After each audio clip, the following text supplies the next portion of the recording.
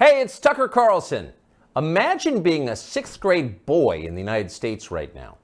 What are you hearing at school? What are they telling you on the internet? Well, they're telling you to stop being yourself. Sit still. Stop joking. Suppress your aggression. Share your feelings. Obey. Female qualities are virtuous. Masculine qualities are oppressive. That's the message. In case it wasn't clear enough, schools around the country have removed urinals from boys' bathrooms. The male body itself is shameful. Sit down when you pee like a good little girl. Views like this are often called feminism or woke politics, but in fact they amount to mass conversion therapy, an attempt to change the fundamental nature of people. Nothing like this has ever been attempted at scale. It's one of the most grotesque and destructive experiments in human history. What would it be like to find yourself the subject of that experiment as a boy trying to become a man during the Biden years? Well, you might kill yourself. Many have. You might decide to reject your own manhood and embrace androgyny, or even switch sexes. Girls are better? Fine, I'll become one. Or more likely, you might simply withdraw into porn and weed and video games and give up on your life before it's begun.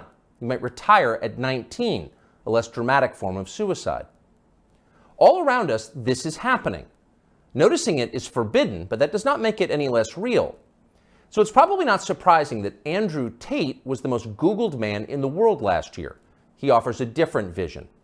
Tate is a former professional kickboxer who about a decade ago began posting advice to young men on social media.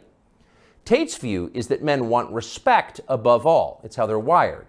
In order to get respect, men must become worthy of it. They must become more impressive. Wake up early, work as hard as you can, stay sober, find God, keep yourself physically fit, don't complain. That's his worldview. Earlier generations of Western leaders might have found parts of Tate's message inspiring. Now it's seen as a threat. The media treated him like a criminal up until the day he was officially classified as one. Just after Christmas last year, Tate and his brother Tristan were arrested and thrown into prison in Romania, where they live. The Tates were held without charges for 3 months, very likely with the encouragement of the British and American governments. In June, they were charged with human trafficking. They're now under house arrest until their trial. Are the Tates guilty of human trafficking?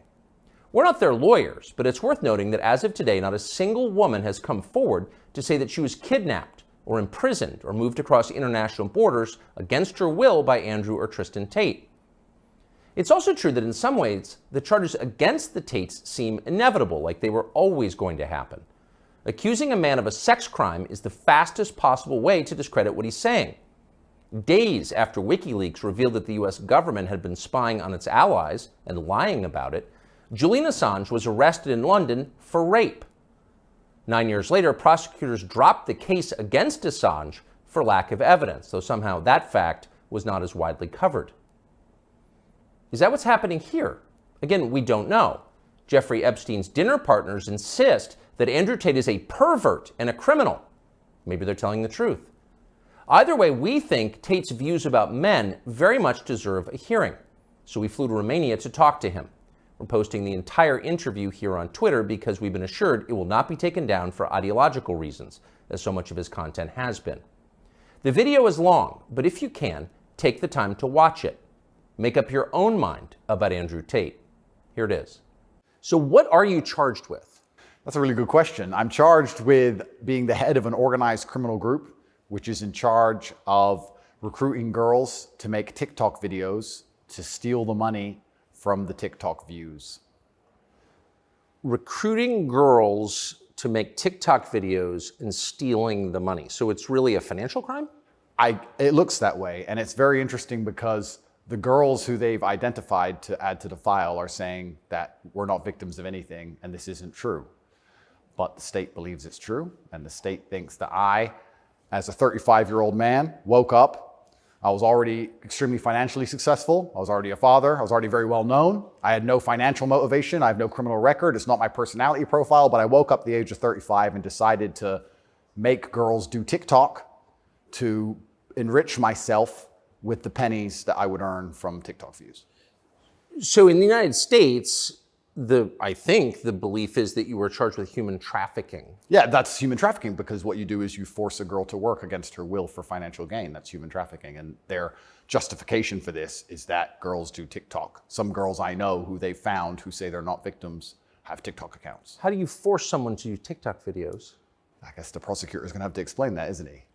It's a very interesting scenario I'm in, and I'm inside of Romania, so I have to show a degree of respect to the Romanian judicial system. And I have to show a degree of respect to the situation I'm in. But the overall charge is that there's an organized criminal group. There's a group of us. I'm the head of it. My brother is below me. And we use the lover boy method to convince women to do TikTok videos to make money so that we can steal the TikTok money.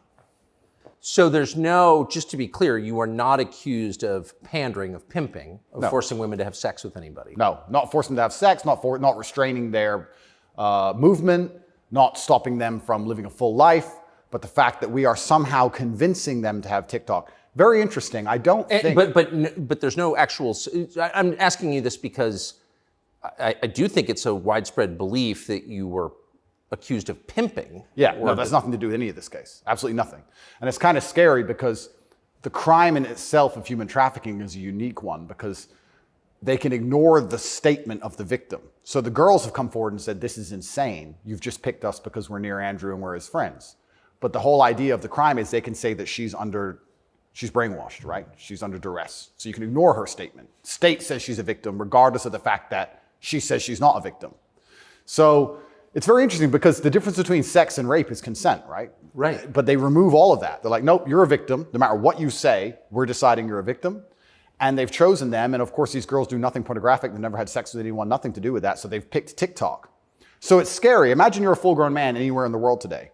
They can find two girls who have TikTok on their phone, which is every single female on the planet, and they can accuse you of forcing them to take the TikTok money. And even if the girls say they didn't do that, this isn't true, then you're still a human trafficker. But force, what does that consist of? Forcing someone to do something? Are they accusing you of using violence or? No, they're accusing me, and this is the thing, they're accusing me of using the lover boy method, coercing them by being nice.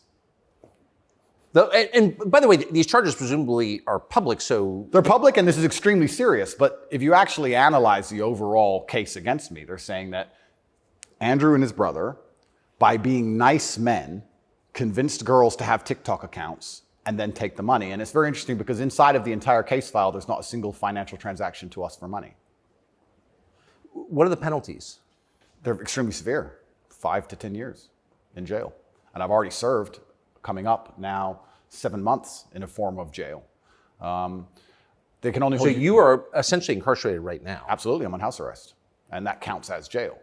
You can only be held 6 months without charge. I was initially picked up, thrown in a cell without charge.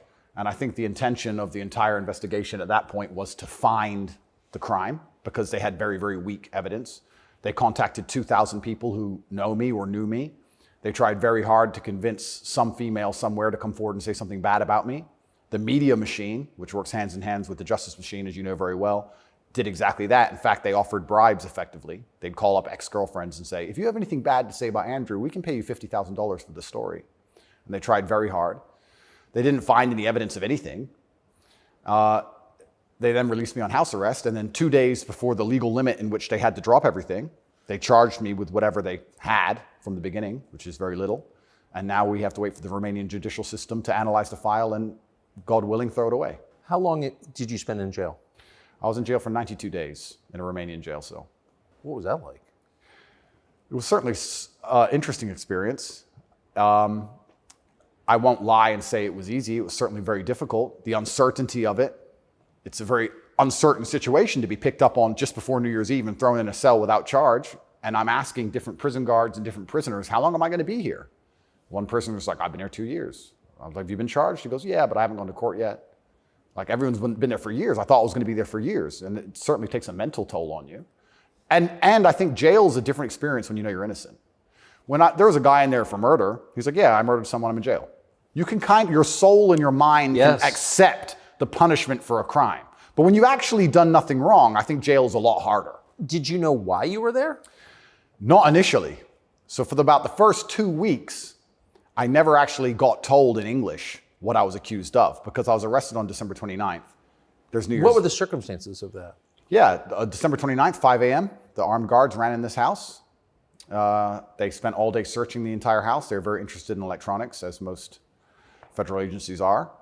And then they took me that evening and said, we're going to go and put you in jail for 24 hours. And after 24 hours, you see a judge, and the judge will decide if you stay in jail. And the judge decided I should stay in jail. What did you do? I mean, who'd you call? I had a lawyer, and my lawyer came and he said, we need to analyze the case file. We need to see what they have against you. You're being accused of human trafficking. I was like, human trafficking? That's insane. Who? When? What?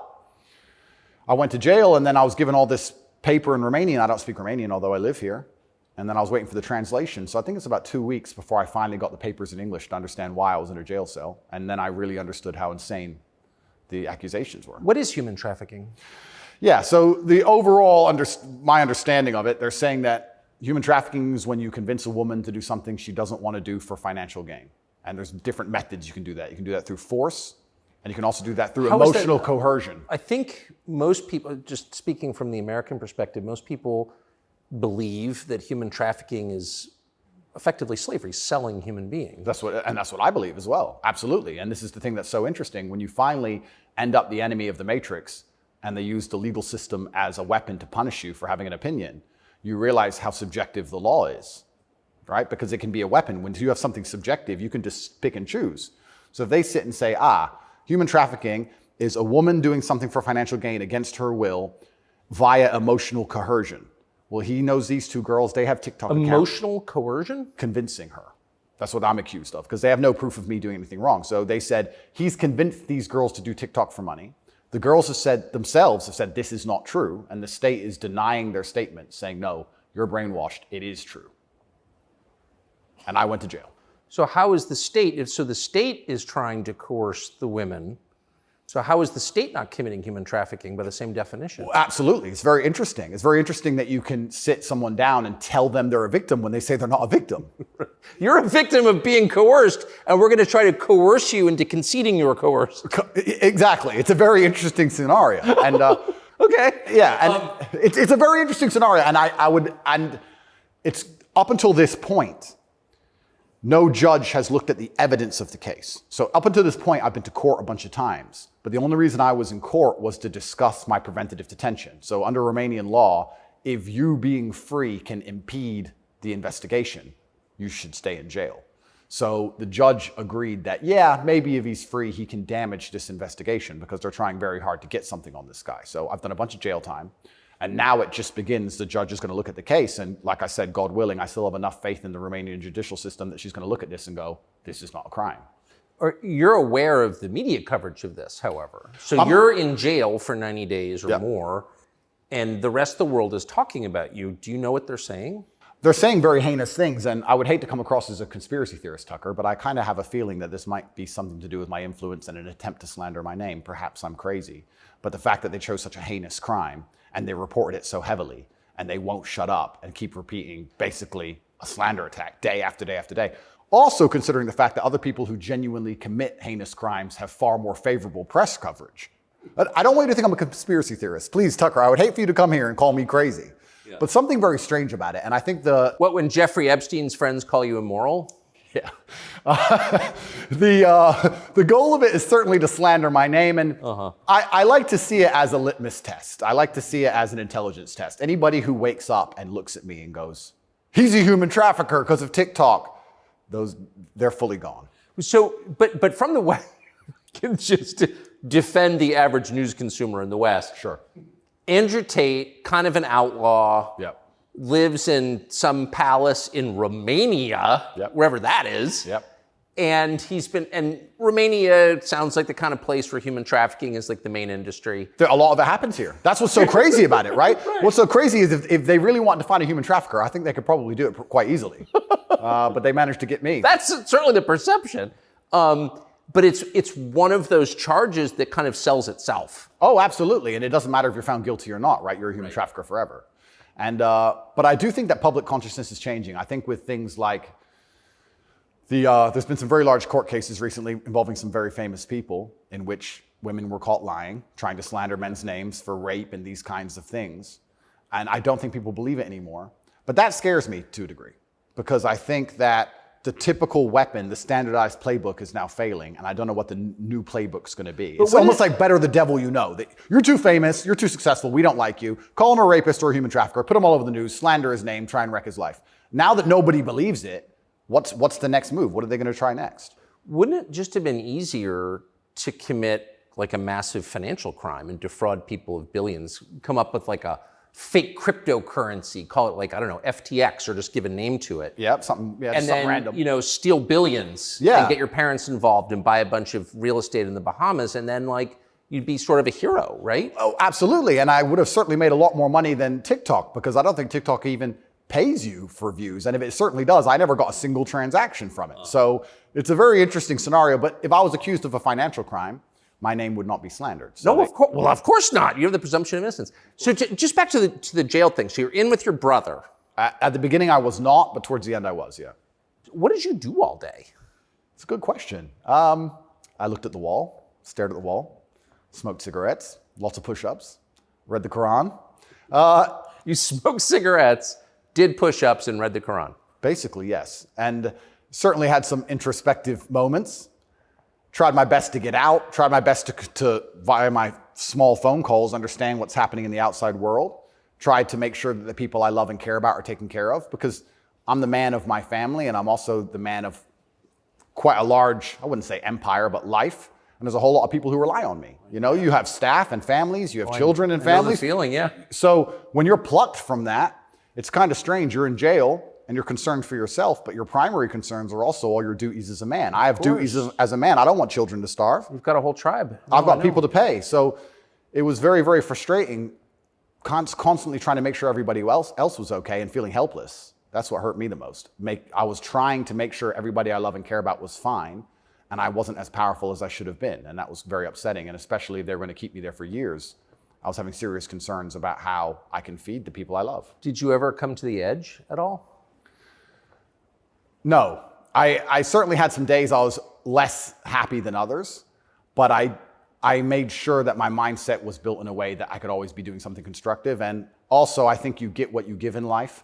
And if I ever felt particularly sad on a day, I would try very hard to make other people happy, because if I made other people smile, I'd feel better. So even the dinner ladies or the prison guards, I'd try very hard just to make people smile. I know it sounds silly. Some of the prison guards, it doesn't. Some of the prison guards were more open than others, but there was a couple prison guards who were ice cold, who didn't want to say a word to me, and were like, "Hey, bro, your hair looks amazing," and he just stare at me like he wants. Shut up. But I just try my best to cheer people up, to cheer myself up, and as a man, all you can do is just find the resolve to continue doing the best you can in the current circumstance. So, what were the other prisoners like?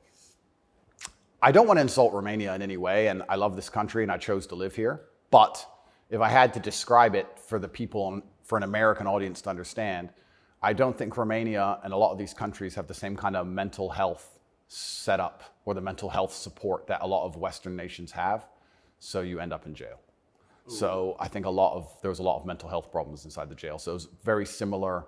It wasn't just a jail. There was also a lot of mental health problems in there, which adds a new complexity and a new dimension to the suffering, because there's just random screaming and there's suicide and it's certainly not a very nice place to be. Oh, so it's horrifying. Yeah, I don't want to go back. You hear the phrase Romanian prison, and it sounds tough, so it was what you would imagine. It is, and when this process is over, there's a lot more I will say, but I will say the staff were very nice to me, and I want to make this clear. I want to make it very clear that all the staff in the jail were very professional and very nice to me.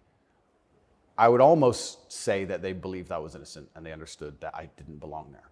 There was a semi-apologetic vibe to the way I was treated by the guards, if that makes sense. Yes. They understood very well. I don't think anybody, like I said, with a functioning brain believes that me at the age of 35 decided to steal TikTok money and ruin my entire life without financial motivation to girls who say they're not victims of anything. I don't think anybody with a brain. Well, the fact that you're not accused of a sex crime or of violence, which I think most people don't really understand. Yep. And they can look it up. Yep. I mean, but you're not actually accused of rape, Correct. selling anyone, Correct.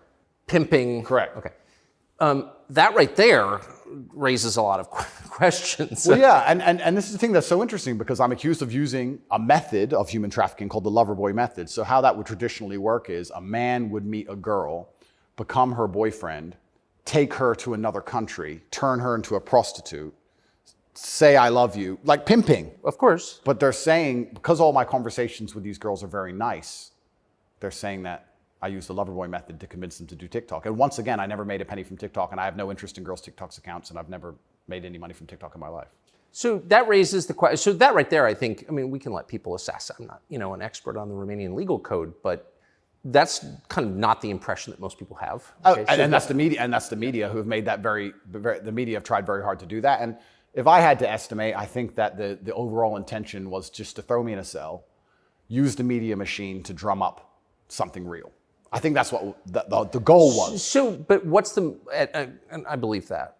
It seems, obviously. Yeah.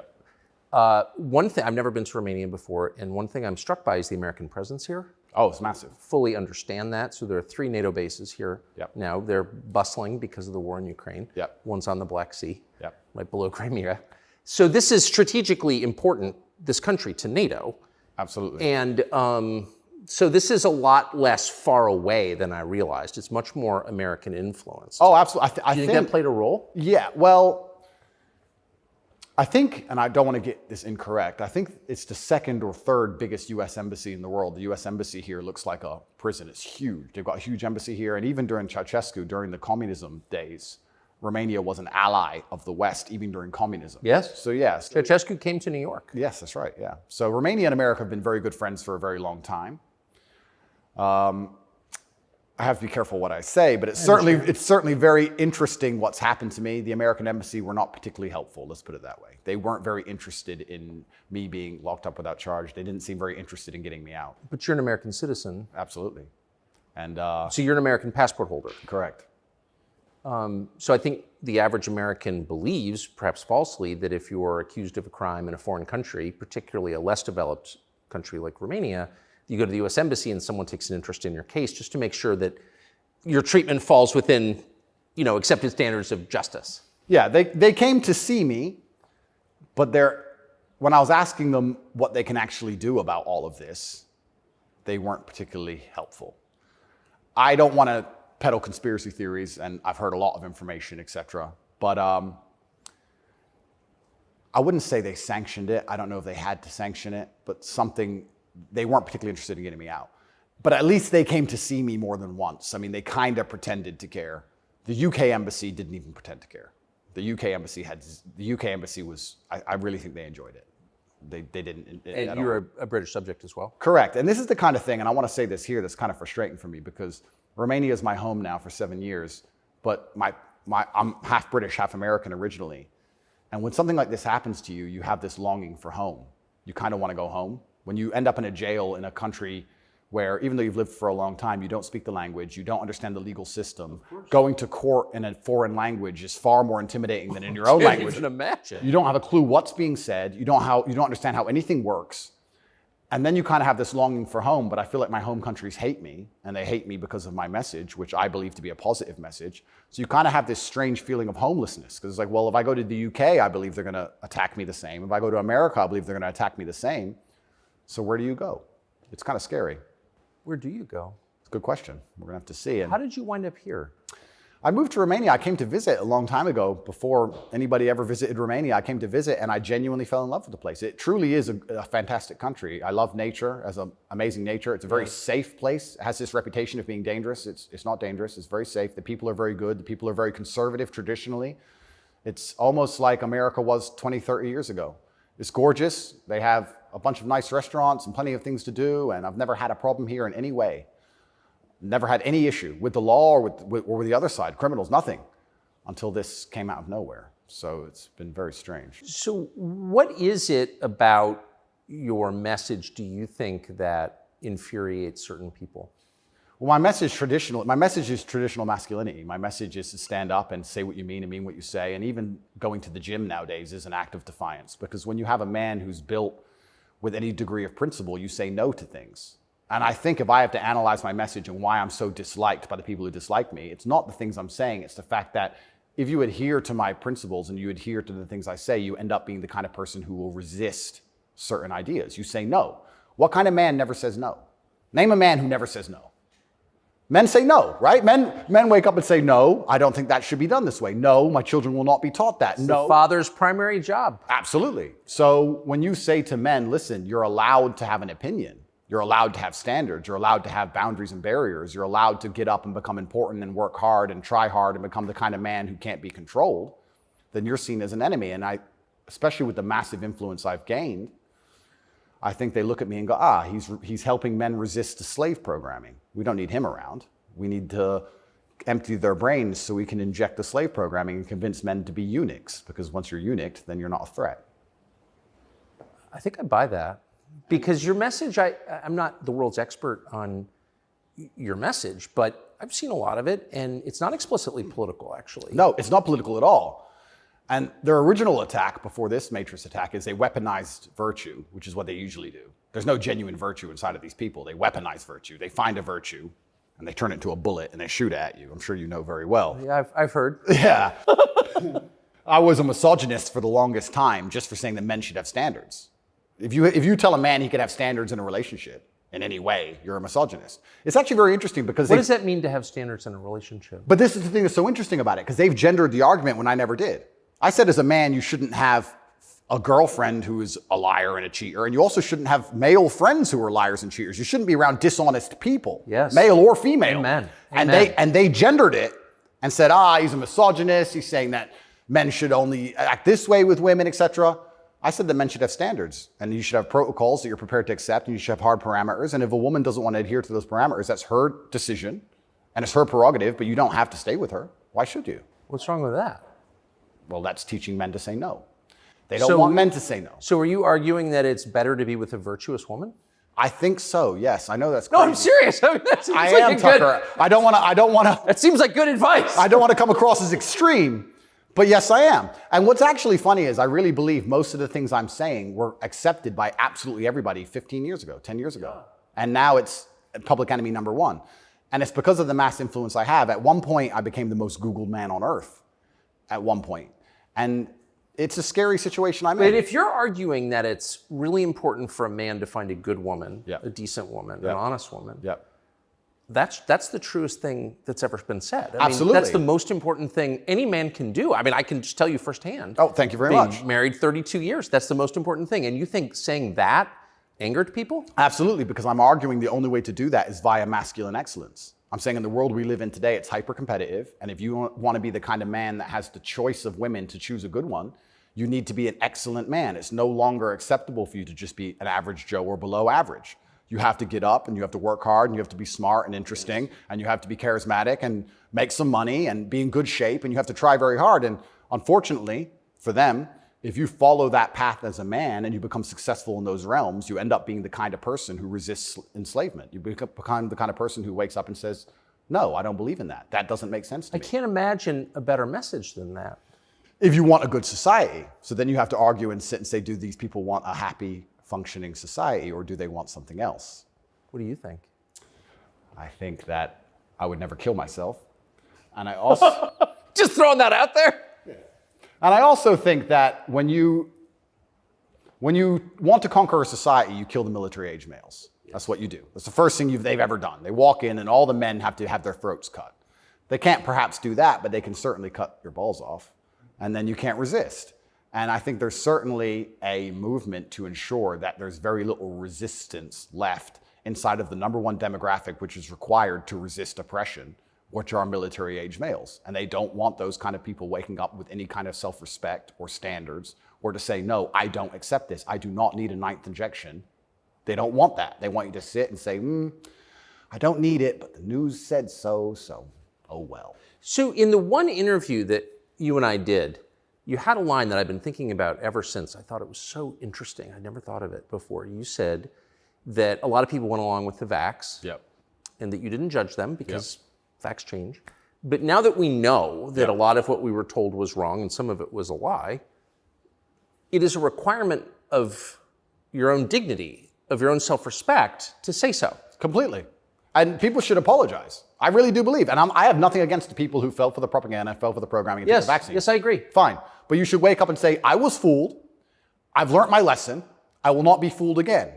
But if you were fooled by the MSM and took the injection and you continue to be fooled and you've not self-reflected and you've not realized that they lied to you the entire way and you now believe the new bunch of lies that are all over the television, then there's something wrong with you. Or you don't care that you were lied to. You don't care that you were lied to because I think a lot of this is actually genuinely cowardice.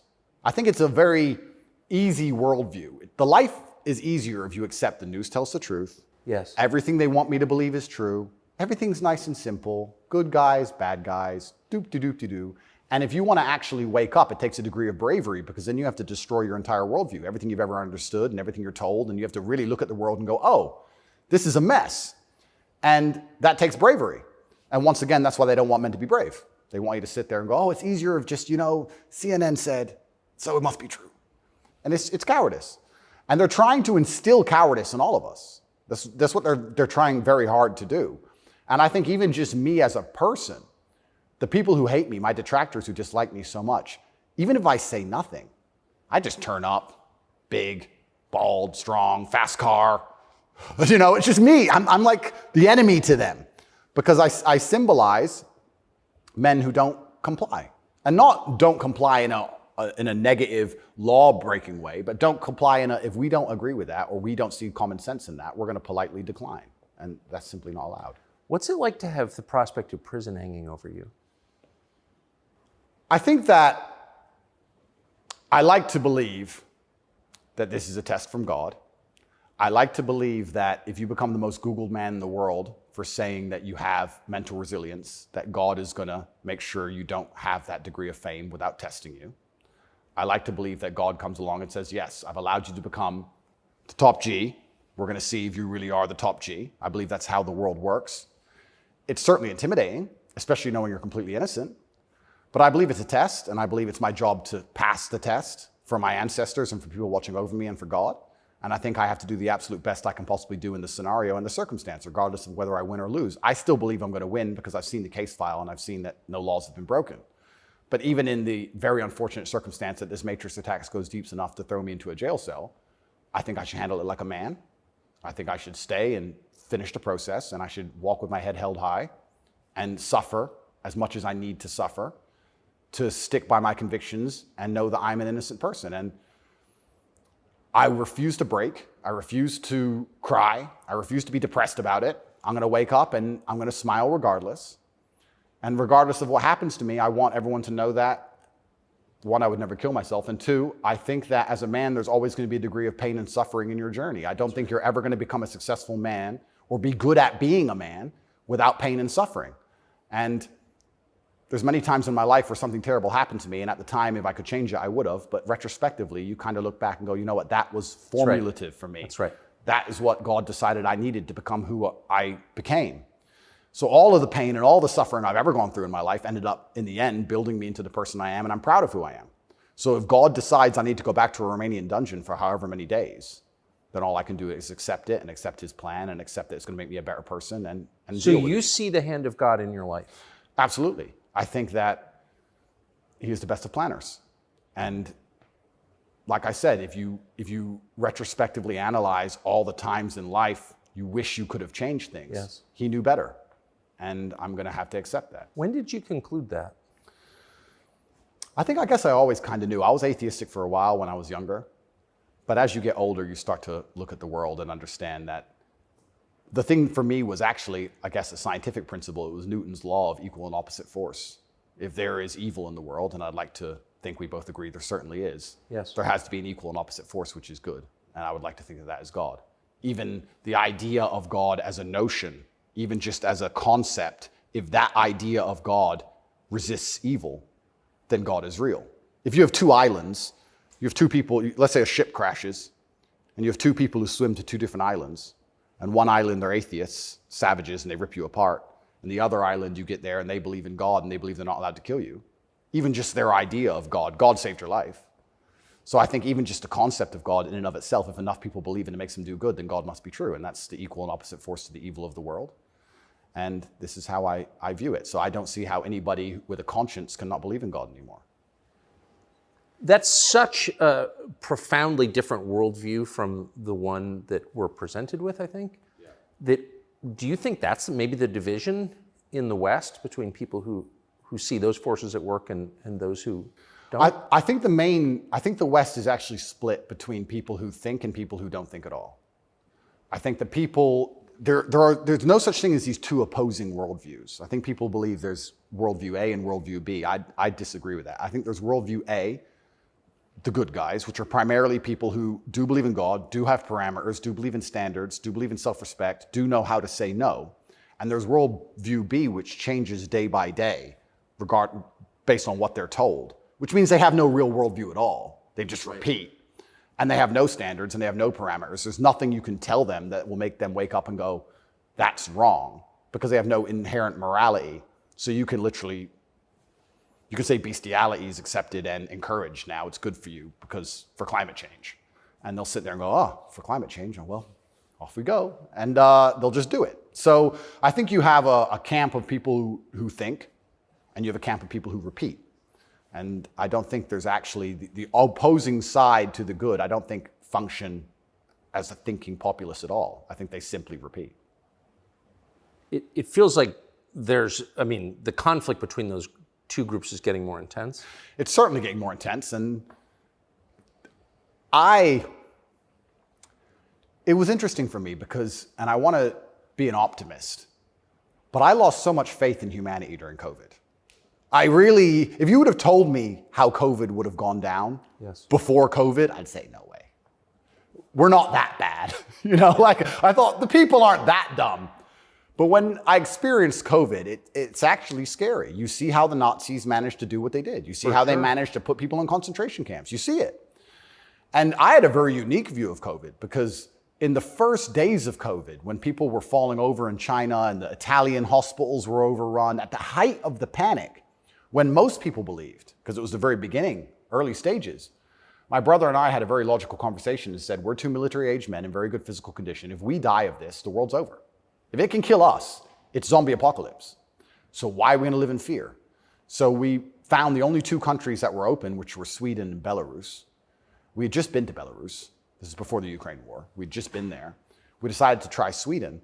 So for the first 3 months of COVID, during the height of lockdowns, when Florida was closed, when it was I remember. Yeah, when it was the craziest lockdowns globally, me and Tristan are in Sweden in absolute freedom. They had no restrictions, no masks, no vaccine passports, no social distancing, nightclubs are full, restaurants are open, perfectly complete normal society. Nobody talks about this anymore. Nobody talks about, wait, Sweden never did a thing. Everything functioned perfectly fine the entire time. And they don't have it. Where's their illness of their winter of severe illness and death? Yes. They never had one. It's a cold country, never had one. So we were living in Sweden, living completely normal lives, seeing the internet and seeing this insanity. And we're like, well, surely if we just put up a few videos of us partying in Sweden in nightclubs, this will wake people up. People ignored their own eyes. That's the scariest thing about everything, is that they can get to a level where, with the media machine, where people will genuinely ignore their own eyes.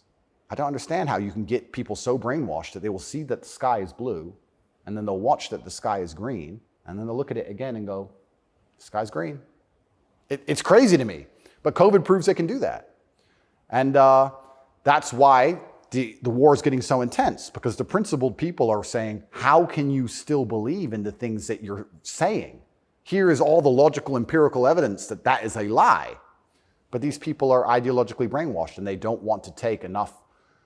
They don't have the bravery it takes to wake up and accept that they're being lied to. So they'd rather just, to the end of time, repeat what they're told. And it becomes more and more intense as it becomes more and more ridiculous. That's so scary. As it becomes more and more ridiculous, the more intense both sides get. Yes. Right? So what the future holds, I'm not entirely sure. But I like to believe, even my current charges, I found solace when I was in jail, that the thinking people are looking at this going, something about this doesn't seem right. Well, I mean, it is a little bracing. I mean, when I discovered, I was sympathetic to you already. Yeah. But, a man's accused of human trafficking. It's worth finding out what he's accused of. Sure.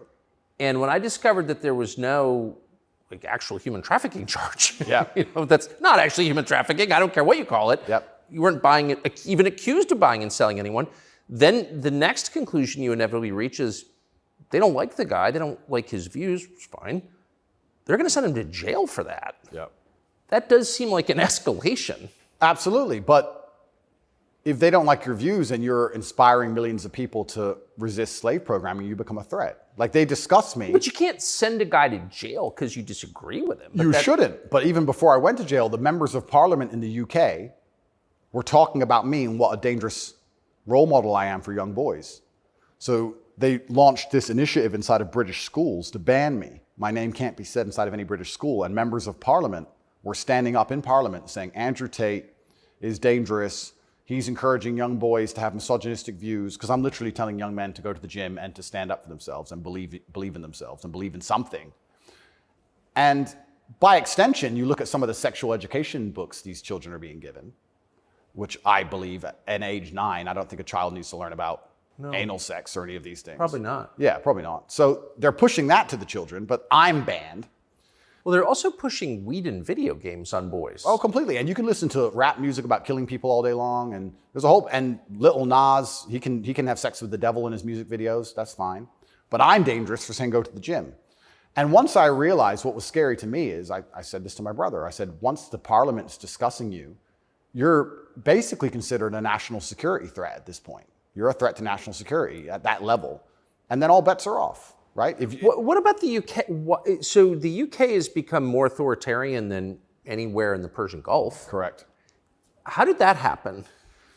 Yeah, and it's, like I said, it's very interesting because people still, the people in Camp B who don't think, a lot of them believe that the law is fair.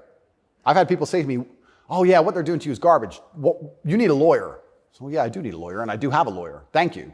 But it's not that simple, unfortunately. You know, the law is very subjective. And if they want to attack you with it, they're going to do a very good job of attacking you with it. And that's what the UK does. The UK have these laws which are extremely subjective, and they can use it as a weapon to basically silence anyone they decide. But or why? hurt anyone they decide. England is the birthplace of free speech, of habeas corpus, of kind of framework of liberal democracy that we thought we believed in. Yep. And now it's a country where people are arrested for praying. Well, what happened? Good question. And there's a saying that I heard, and I don't know who said it, but he said that a sick country adopts laws like a dying man will try medicine. And I think that the UK is failing in real time.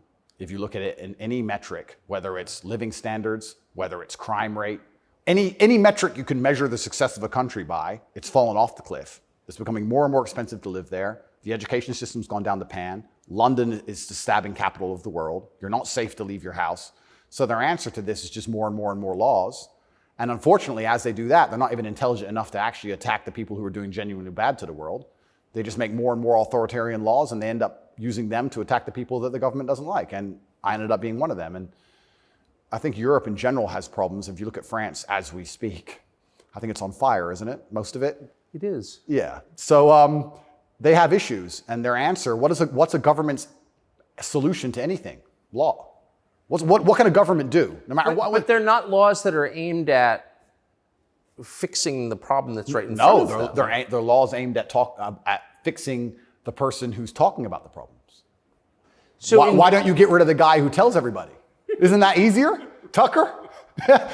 Why fix any of this? If we just shut him up, they won't know. No, but that's like responding to a heat wave by breaking your thermometer. Completely right. That's the plan. It's insane. Plan 1 is to break the thermometer. We might deal with the heat wave a bit later. But get air conditioning. No, let's break the thermometer. For now, there's too many people talking about the heat wave. So let's just break that. And then later on, maybe when we have time, we'll do something about the actual issue. It does seem like a lot of this is an effort not to talk about the real thing in Europe anyway, which is migration. Yep. And the UK, formerly known as England, and France have both been completely changed by people from other countries. Yep. And who I'm sure have added good things too. I mean, I'm not, you know, but they've changed them, and in general, they're not better countries. And like, why can't anyone admit that? But this is what's really interesting to me about what's happening, because we're talking about masculinity and men who say no and men who stand up. But there has to be balance. right? Yeah. Everywhere in the world, there has to be power balances. If there's not a balance in power, there's going to be a vacuum, and that's going to be filled. If you neuter the native population of men, if you destroy their mentality to resist, if you tell them that every single thing about them masculine is wrong, and you basically feminize and eunuchate them, turn them into eunuchs, and then you import high testosterone men from the third world who don't believe any of this garbage, who grew up in a society where they understand the only way to succeed is to be a fearsome predator to a degree. What do you think is going to happen? Like, who's supposed to protect the sanctity of these nations and these settlements and these towns and villages? The police? No. In general, I would argue that it's the masculine essence that can be detected by the people who arrive. I guarantee if you were to put a bunch of these migrants in Sarajevo or Moscow, they behave themselves. Oh, but yeah. I have a feeling they just look around and go, not today. But when you neuter the native populace, then it's like, well, there's a power vacuum. And when there's a power vacuum, what do we expect to happen? So that's what are the French going to do about it? What's your average Englishman going to do about it? Nothing. And that's the thing. And that makes you wonder, is this purposeful? Like, why these two actions of neutering the native populace and importing these high testosterone third worlders are so at odds with each other. Is this purposeful? I'm not sure, but has anyone considered this? So yeah, it's interesting because you talk about these are huge and intentional trends, and I mean they're historically transformative trends. Yeah.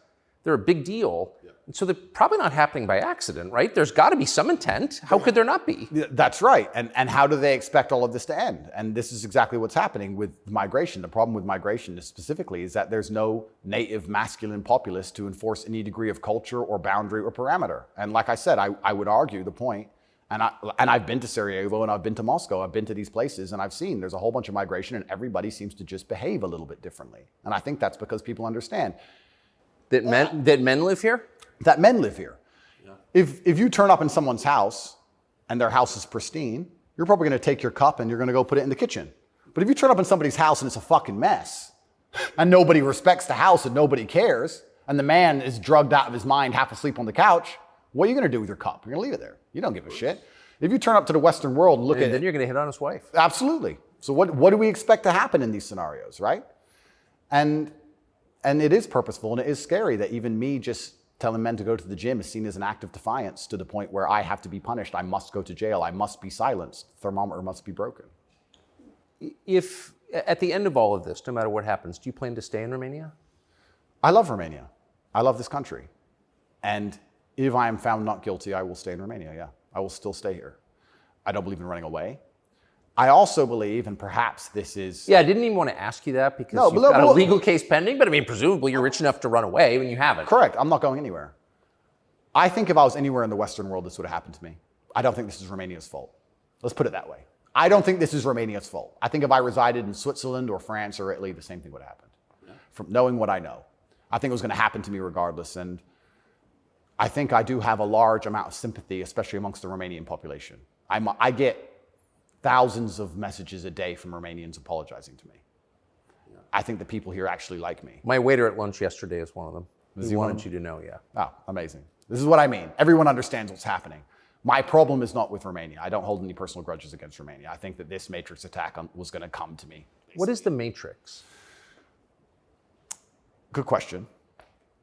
I guess some Americans call it the deep state, but I like to look at it in a more global way. When I say the Matrix, I think there are certain agendas which are being pushed. I think the media machine and the judicial systems of the world work together hand in hand. I think the goal is to control people's minds to a point where they don't discuss anything that's important. The reason I use the Matrix is because I've watched that movie a few times and it has so many similarities to the... Have you seen the movie? No. You've never seen the movie The Matrix? No, I don't watch any movie. I don't want to talk about it on camera. No, I'm very dyslexic and it's hard for me to watch video. Got it. Honestly. Understood. But there's so many similarities, and the basic premise is that humans' minds are controlled and put inside of a false reality so that their body heat can be manifested for the machines. And I don't think it's much different to reality. Our minds are controlled. We're put in a false version of reality. We're told things aren't true. We're arguing over things that don't matter. We're observing a false version of events. And the goal of it is just to distract us long enough for our bodies to be used for the machines, the soulless. And I think it's pretty similar, striking similarities. And even then, there's a bunch of other similarities which are difficult for me to explain. You haven't watched the movie, but there are agents inside of the Matrix, and the idea of the agent, the purpose of the agent is to make sure that nobody understands how the Matrix really works and to wake anybody's mind up. They want to keep you asleep. And any person can become an agent at any time. If they're not unplugged, if their mind is not free, they can become an agent, and their job is to keep you asleep. And you see agents all the time. COVID awoken me to agents. When I would sit and talk to somebody and they seemed perfectly rational and normal until I mentioned COVID, and then they'd fully change. No, it's dangerous. No, what do you mean? What do you mean? Are you crazy? My grandma got sick. And they became an agent instantly and started repeating the news to me. And I was like, your grandma got sick. How old is she? 97? Interesting. Oh, I better lock myself in my house then. Dumbass. So agents exist and the Matrix exists, and I think most people's version of the world is a false one. The idea and the world that most people have in their mind and how society functions and how all these things function, I genuinely believe is completely false. I think they've all been lied to. I don't think anybody understands how any of the world works. And I try and use some very simple, very simple analogies to wake people up. I said to one of my friends once, I said, if me and you could play video games for $10,000 and you could cheat, would you cheat? He goes, well, no. I was like, if I was whooping your ass and it was 10 grand a game and you could cheat, would you cheat? He goes, yeah. I was like, all right, so you accept that people cheat to win in a video game for a menial amount of money. You think they're not going to cheat for something that matters? Yeah. I think this they're not going to cheat for something important? You understand what I'm saying? Oh, yeah. Yeah. So, how about to get the most important job in the world, President of the United States? I would never kill myself. I mean, people kill each other over insurance fraud. You don't think, right? Yeah. Yeah. So when you actually understand how the world really works, what was really interesting? I remember there was this big military coup in, was it Myanmar or Burma? One of these, there was a big military coup like a year ago or something. And nobody really cared. They mentioned it on the news a little bit. And I looked at it and I looked into it.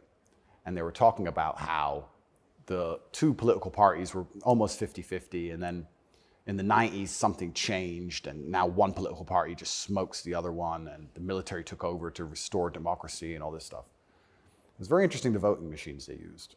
Really interesting, something to look into. A lot of countries like that. Philippines, also true. Why do you think support for the war in Ukraine, support for Ukraine's side in the war against Russia, support for a war against Russia in the West, is kind of the bottom line issue for the people who run the US government and for the American media? Why? I mean, I guess you could argue about it, but there isn't an argument about it in the United States. There's a position, and anyone who doesn't hold it is attacked and punished. Why? Why is that so important? Well, the first thing I think we should all do is I think we should all give Putin credit for curing COVID, right? Because when his invasion happened, COVID went away. So thought about that. Think about it. It's almost to the day. So we have to give him some credit at least for doing that. He may be the bad guy of the world, but at least he cured COVID for everybody, nearly instantly. Fair. Thank you, President Putin. I, up until this point, never really commented too heavily on politics. Yes. But I understand very well, I like to believe what's happening with Ukraine and Russia. And what I will say to the people who are watching this at home is that if you are naive enough to believe that there are good guys and bad guys in wars, and it's as simple as good and bad, and that the bad guys are crazy and the good guys want freedom, then you need to do a little bit more investigation into what's really happening. And when you look at the vested interest of any country or any person... Can I just ask you to pause and just comment? That's the truest thing, what you just said. That is and anyone who doesn't understand that should shut the fuck up. And I mean it. Having seen war, anyone who's telling you that it's Churchill versus Hitler is an idiot. Well, I'll give you an example. When my father was still alive, Excuse me. Yeah, no, it's true. When my father was still alive, my father died 6 or 7 years ago. I was a lot younger. The war in Afghanistan was going on. He died 6 or 7 years ago. How old was he? 56. Oh gosh. Yeah, he died. But the war in Afghanistan was going on. And I remember asking my dad, saying, why do the Taliban even fight and resist the American war machine? They don't stand a chance. Like, why are these terrorists even fighting against the American war machine? And my dad said, they're fighting for their way of life. They want their wife, and they want their children, and they want their society and their language, and they don't want pride flags, and they don't want American bullshit, and they don't want to be told what to do. And they're fighting to be a culture and be a people which is independent in and of itself. Like, they're not the bad guys you think they are. They're people who are like, why are you here? What do you want? We don't agree with that. That's against our holy book. Fuck off. Right? So even there's no such thing as good and bad in any war. And people. Who is your father? My father was a chess master. He worked for the CIA when he was a linguist for the CIA, and then he was American. He was discharged, and for a story I won't tell, but he was a chess master, and it's very interesting. I encourage people to look at his Twitter. He still has Twitter at Tate Terrific, and everything he was talking about 11 years ago is so important now. 11 years ago, no one cared about.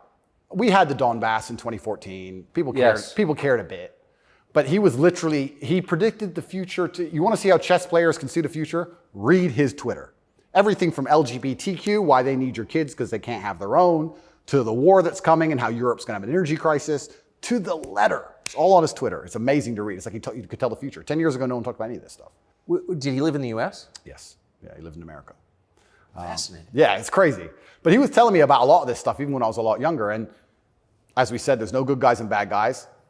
But when you have a vested interest in something, I think that people are relatively simple. You're talking about why the American government has such a vested interest in this war.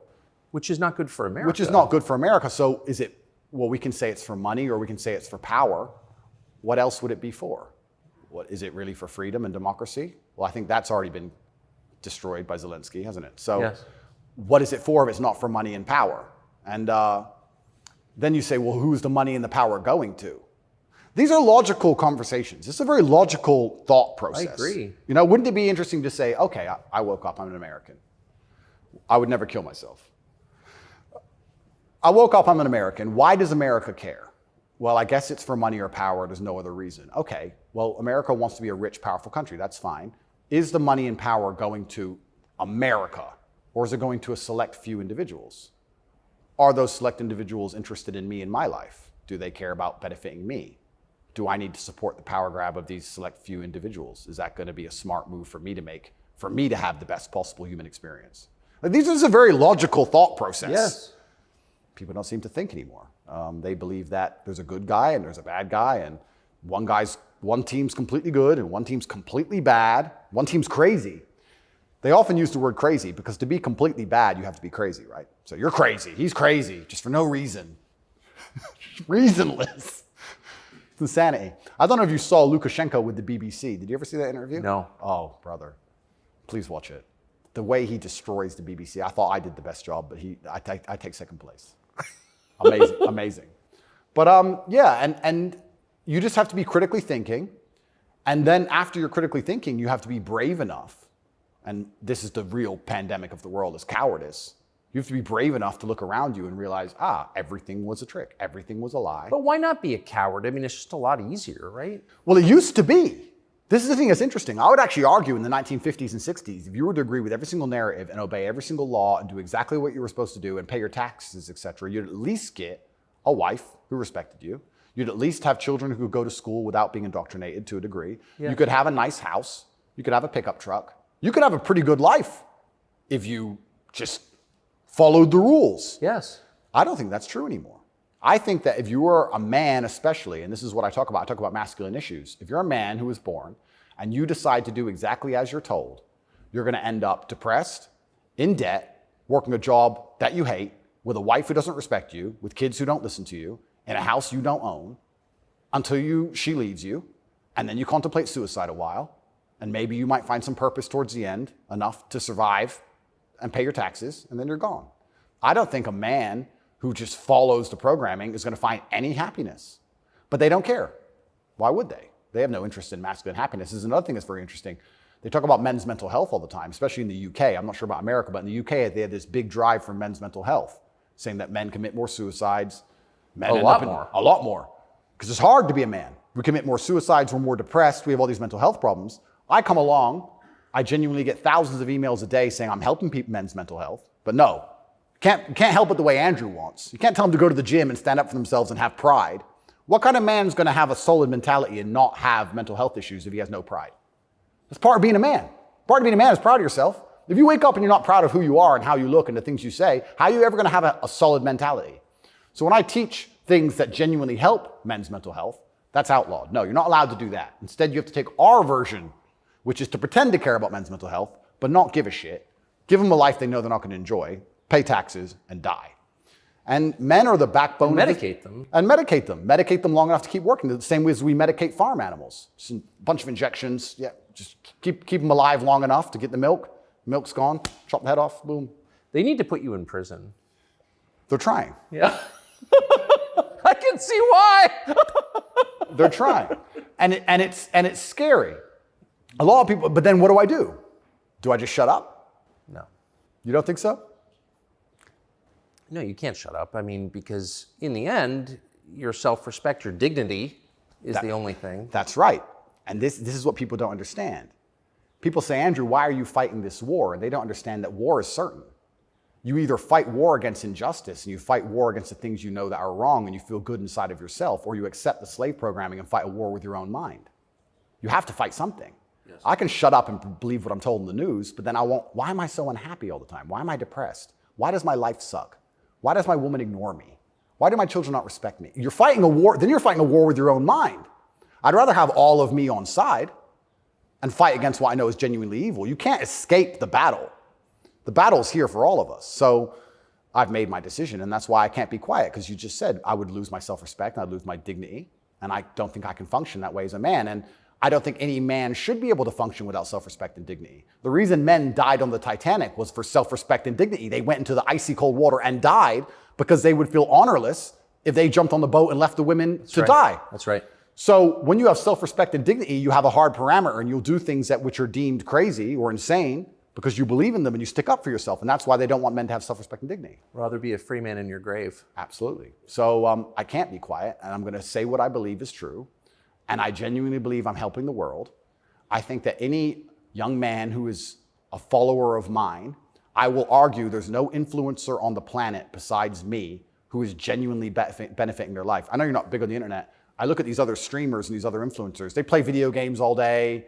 They smoke weed on stream. They talk garbage. It's a bunch of drama back and forth like girls. I'm the only influencer or streamer who's genuinely talking about making money, because you need to have money to escape the matrix. It's very hard to resist enslavement when you have to pay the bills. Getting physically strong, because a strong body is a strong mind. Standing up for yourself. Self-motivation. All these things. I'm talking about genuinely positive things. Very few people are. And I think that is an extremely important message that needs to be told. And I'm not going to stop doing it because I know I'm genuinely helping the world. And they're going to try and punish me for it for the rest of my life. I think this is just beginning.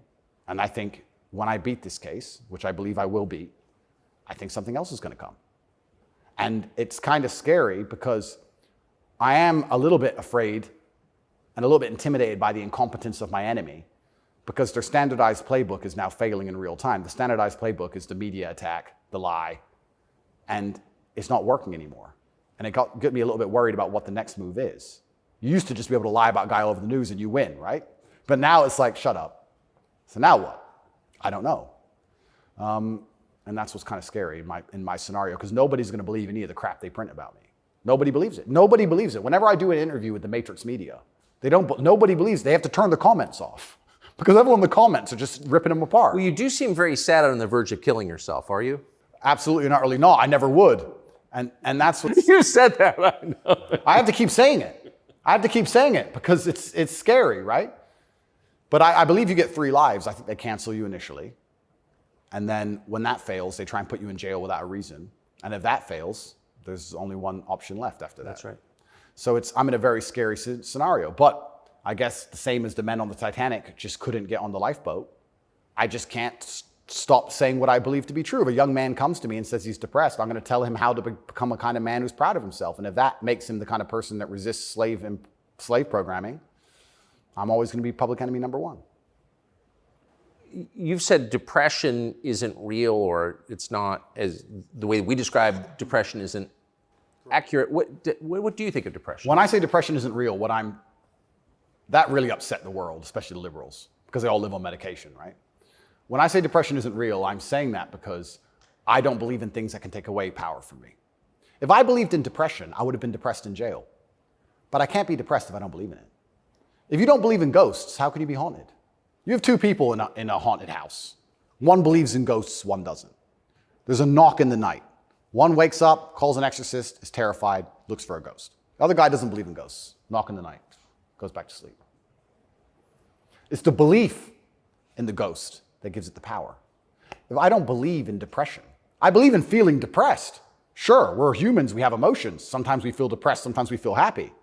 I don't believe in the idea of becoming a depressed person who has depression. I don't believe in that. I don't think that's possible for me. So if I don't believe in it, how can it happen?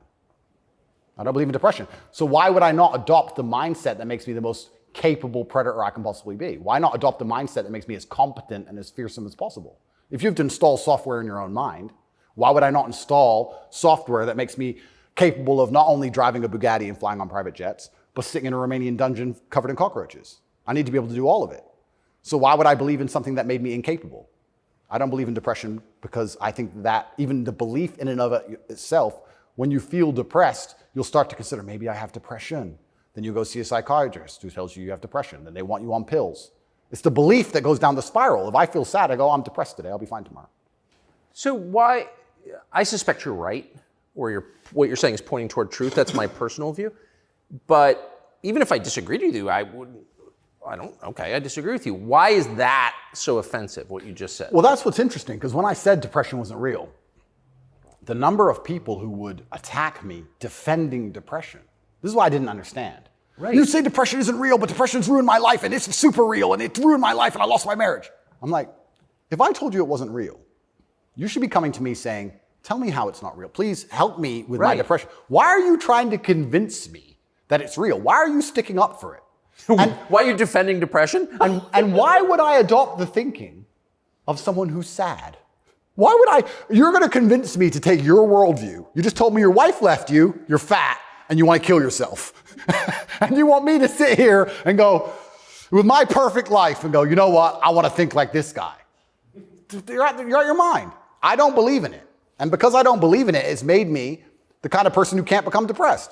And the reason they don't like me attacking that is because depression is a fantastic way to subdue a population, right? If everybody's depressed, it's hard to have a revolution. You're depressed. Oh, they've locked us all in our houses. I don't want to go outside anyway. I'm sad, right? So depression's a fantastic tool of population control. They have no problem with you being depressed. They have a problem with you being the opposite, principled and energetic. No, you don't want principled, energetic people. That's a problem. A bunch of depressed people, easy. If you had to invade a country, would you rather the opposing army be principled and energetic or depressed? I'll tell you, I would not want to be invaded by a cheerful army. Absolutely. That's scary. They're having too much fun, right? You want them all to be depressed. So a morose army is easier to defeat. I agree. Absolutely.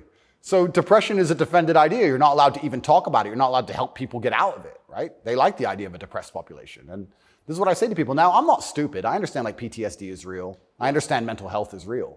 I'm not saying that, but I say if you're an 18-year-old boy or 18-year-old man and your life is pretty much okay, bacteria didn't steal your eyesight, which could have happened. You never had a car crash and lost both of your legs, which could have happened. You're actually very fortunate.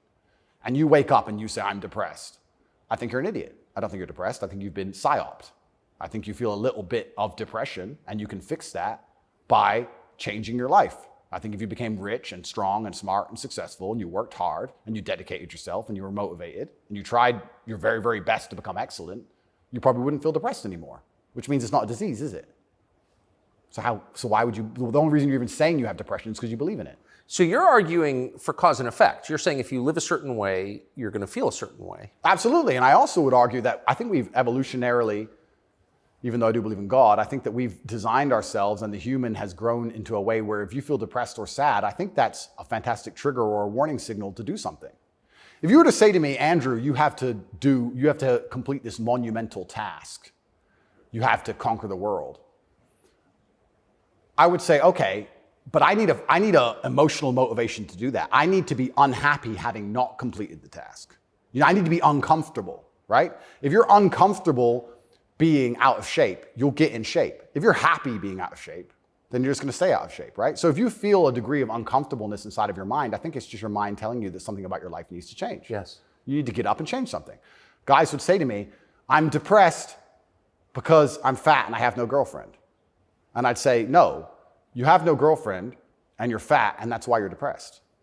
If you go change those two things, you'd probably be surprised that your disease goes away. I had another guy say he was going to kill himself. I said, listen, it's back when I used to reply to my emails when I was smaller. I said, make me a promise, get a six-pack first. Of beer? I said, get a six-pack first, get in fantastic shape, and then do whatever you want. Didn't want to kill himself once he was in fantastic shape. So he did it? Yeah. I have the before and after. I'll put them on Twitter. Kind of interesting that, isn't it? So how are we going to say we have this disease, which is cause and effect? How are we going to say we have this disease where there's something wrong with you as a man, you have a disease because your life sucks? I don't think that's true. I think that your life just sucks and you should change it. And another thing I also preach, and this is another thing that's very important, I also think as a man, because life as a man is pain and suffering, and when I say that, because you're never going to be a good man or good at being a man without pain and suffering. You're going to have to go through a bunch of shit and have a terrible life to become a good man. I think you should embrace that and accept it. And I think that the correct mental model for men to have is a degree of stoicism and not to be too concerned with even how they feel. If I woke up today happy, I would have done this interview with you. If I woke up today sad, I would have done this interview with you. What's the difference? Why put so much importance on my emotion if certain things must be done? I must work, I must train, I must see Tucker Carlson, I must resist the Matrix. You've got duties. I've got things to do. So why are we going to sit around and talk about how I feel if it doesn't even affect how I act? And as a man, it shouldn't, because there's too much to do. And the masculine world is hyper-competitive. This is another thing most people don't understand. Totally agree. It's hyper-competitive out here. All the women want a few men at the top. The Ferrari, you don't want a Ferrari to drive fast. You want a Ferrari because other men want a Ferrari and can't have one. It's hyper-competitive. So if you're competing against every other man for every dollar you make, every girl you see, the house you live in, the car you drive, the life you live, you're not going to be able to compete with the person who performs regardless of how they feel if you only compete when you feel like competing. Right? Because there's men like me out there who will be sad every day and outcompete you regardless. I don't care how I feel. I will still win. And that's the kind of mindset you need to adopt. So when a man comes... You've got a job to do. Stop whining. Go to work. Completely. Yeah, I agree. Completely. Yes. So when men say, but I feel sad. Who cares? The world doesn't care. All the men who are out here to destroy you and take your girl don't care. So why do you care? Like the person who should care least is you. You're the only person who wakes up every day who should have a genuine vested interest in improving your life. Nobody else wakes up and wants to improve your life, only you. So if nobody else cares about how you feel, why do you care? So my argument also for depression is, you're depressed, fine. Have you trained today? Well, that doesn't change what you should do with your life, depressed or not. And I don't say this because I'm an eternally happy person. I say this because I've experienced all ranges of human emotion. I was in a Romanian jail cell with cockroaches crawling all over me as I slept. I never missed a day of training. I wouldn't say I was particularly happy, but push-ups must be done. So they got done. You're very close to your brother. Correct. And you were locked away for part of that with him. And did you have fun at all with him? Yes. I do think there's something inside of men, whereas if you're with your boys or you're with your group of men, there's something inside of us. Totally. And it allows you to make the absolute best of the worst situations. Maybe that's an evolution from war. You know, all the men went to war and you saw all this pain and suffering and you saw heads, people decapitated and you're injured, but then you sit around the campfire and you're laughing. You're laughing. That's right. It's something inside of us. It's like a coping mechanism when you're around men. So when me and him were together, no matter how bad the scenario or no matter what they tried to do to us, part of us would just look at each other like, cigarette? And you find joy in that. And yeah, there's definitely, and that's another thing I think a lot of men are lacking. A lot of men are missing is a masculine support network. I think buddies. Yeah. You know, you talk to a guy and say, what was the highlight of your life? What was the best time of your life? And they'll say, college football. It's not about the football. It's about the team. Yeah. You know? And I think a lot of that's destroyed as well. Because also it's interesting how everything interconnects. When you destroy honor and principle and the masculine essence inside of men, well, now as a man, it's very hard to have friends. I wouldn't want to have a male friend who had no principles, no honors, and didn't work hard and was always crying about being sad. What do I want to hang around with him for? He's a loser, right? So then your support network's destroyed. And I think that men have always needed that since the dawn of time, and I think that's gone. But they don't have friends. Men, especially middle-aged men, have no friends. Absolutely, because they've been told that to give them all away and do as the wife says, and then she left him. No wonder he wants to kill himself, wouldn't you? No wonder he's depressed. It sounds like the worst existence ever. And now we're living in a world now, especially, where everything is hyper-competitive, especially the sexual marketplace. Like if you're a 52-year-old, overweight, average income, no fame dude, and you have to find a girl, it's going to be pretty difficult to find a good one. It's going to be very hard. So we're like, of course he's lonely. Yeah. And his kids don't respect him. They're busy. Like, of course he's sad. Like, it's actually heartbreaking to discuss. It is heartbreaking. It's heartbreaking. But then how do you prevent that happening? Well, then you need to be a man of honor and principle and make sure that you keep your support networks and make sure that your woman does respect you. And a woman's going to respect you when she sees other men respect you. Yes. And they're only going to respect you if you respect yourself. But to respect yourself, you have to be the kind of person who says no. What do you think of porn? There's been some statistics, there's been some studies done. Most men or less men are having sex than ever before. I've seen that. Yeah, and what is that? Well, that's an extension of the fact that masculine virtue is being destroyed. That's the thing that's interesting about all these things. They psyop, especially men, they say, listen, women want a feminist man. Women want a man with no moral principle who would make sure that there's a conversation about who should fight the burglar when your house is broken into, because equal opportunities, equal rights, of course. Don't presume just because you're a man that you should defend her physically. Of course not. That makes you a bigot and a misogynist. So they convince men to adopt these virtues in ways. And of course, women, by and large, dislike them for it. So now as masculinity is plummeted, a whole bunch of men are simply not having sex anymore. And then they become addicted to porn, which is cucking, effectively. I mean, two people are having sex and you're just watching it. and it's become a, yeah. Good point. I mean, and it's become a pandemic, right? So men are replacing genuine sexual relationships with just the computer screen and porn. And it's becoming a very, very big problem. And that's also exasperated by the fact that I think the sexual marketplace has become globalized. This is the thing I say to young men. A lot of men come to me with problems, and my only answer to them is masculine excellence. I say that in the world we live in today, being a normal man or below normal is going to be terrible. You have to be an exceptional man because the sexual marketplace, especially, even if you just want to find a wife, is globalized. If you, in 1955, if you met the hot girl in the Nebraskan town, she was the hot girl in the Nebraskan town. If you meet her today, she's being offered to go to Courchevel and go skiing in France, and she's being offered to fly to Dubai. And there's millionaires who can just fly her anywhere and give her anything she wants. And who are you? Right? It's getting harder and harder as a man to even find the most basic human function of reproduction. Even to just find a woman you can reproduce with, it's becoming more and more difficult. You also couple that with the fact that they've destroyed morality in women also. So when you destroy the morality in men and you destroy how a man should act, and then you destroy how a woman should act, you're both going in the opposite direction. Most women out there are very happy to share a man who's just rich and famous, and they don't care. It's right. So if you're the normal guy, there's this rich famous guy with 30 girls. That's 29 dudes who are lonely, and they end up watching porn. And if you have a porn addiction or you have a problem with porn, you have a problem with yourself, because I guarantee if you were the kind of man you're supposed to be, you would have no time for that, and you wouldn't need it.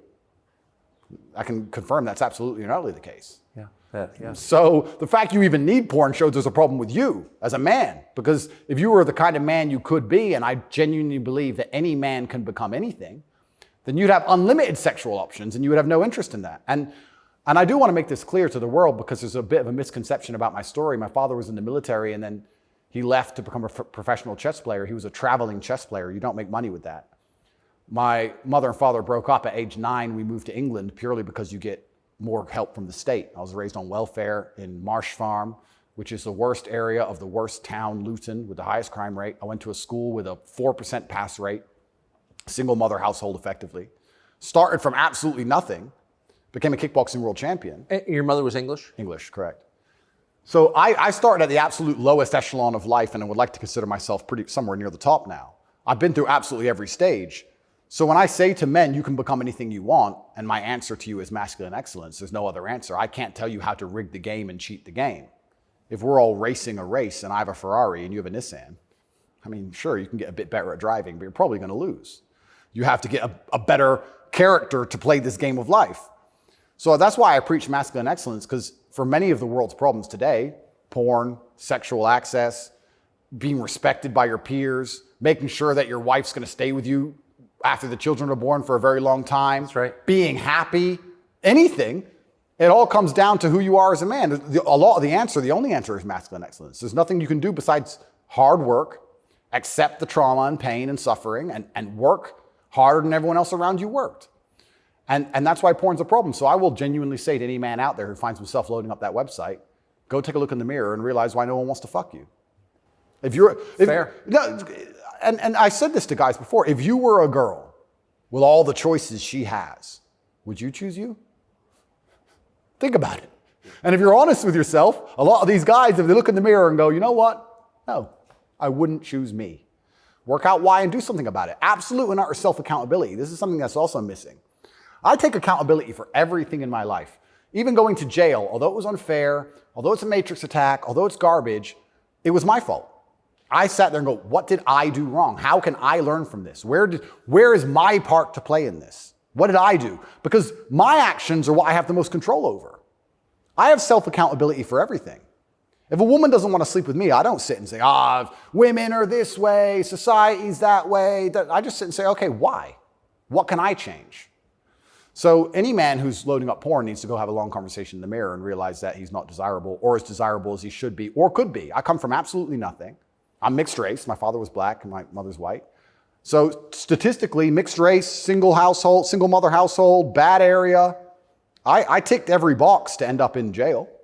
I ended up in jail for the wrong reasons. I guess You fulfilled your destiny. can't escape statistics. I ticked every box to be a delinquent, and I refused to be one. I absolutely not refused to be a delinquent. I said, no, that's not who I want to be. I want to be a superhero. And I know the only way to be a superhero is to, one, suffer, like Batman did, his parents died, and two, work hard. What does your mother think?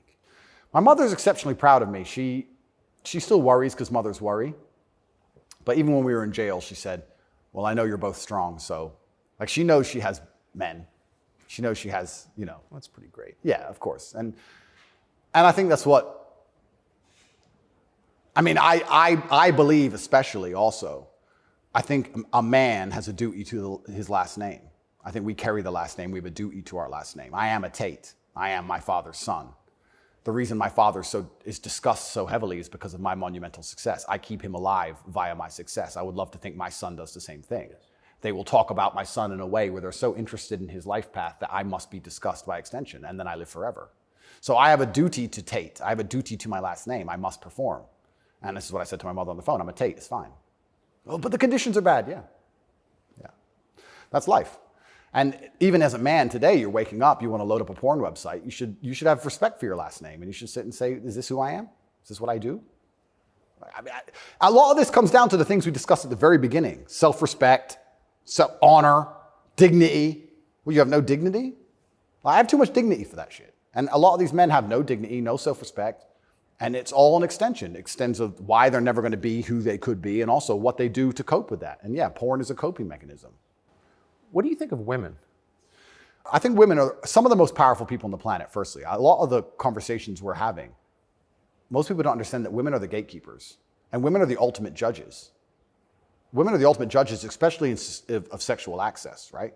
So when I say that maybe 40% of the letters I got in jail were from women, just love letters.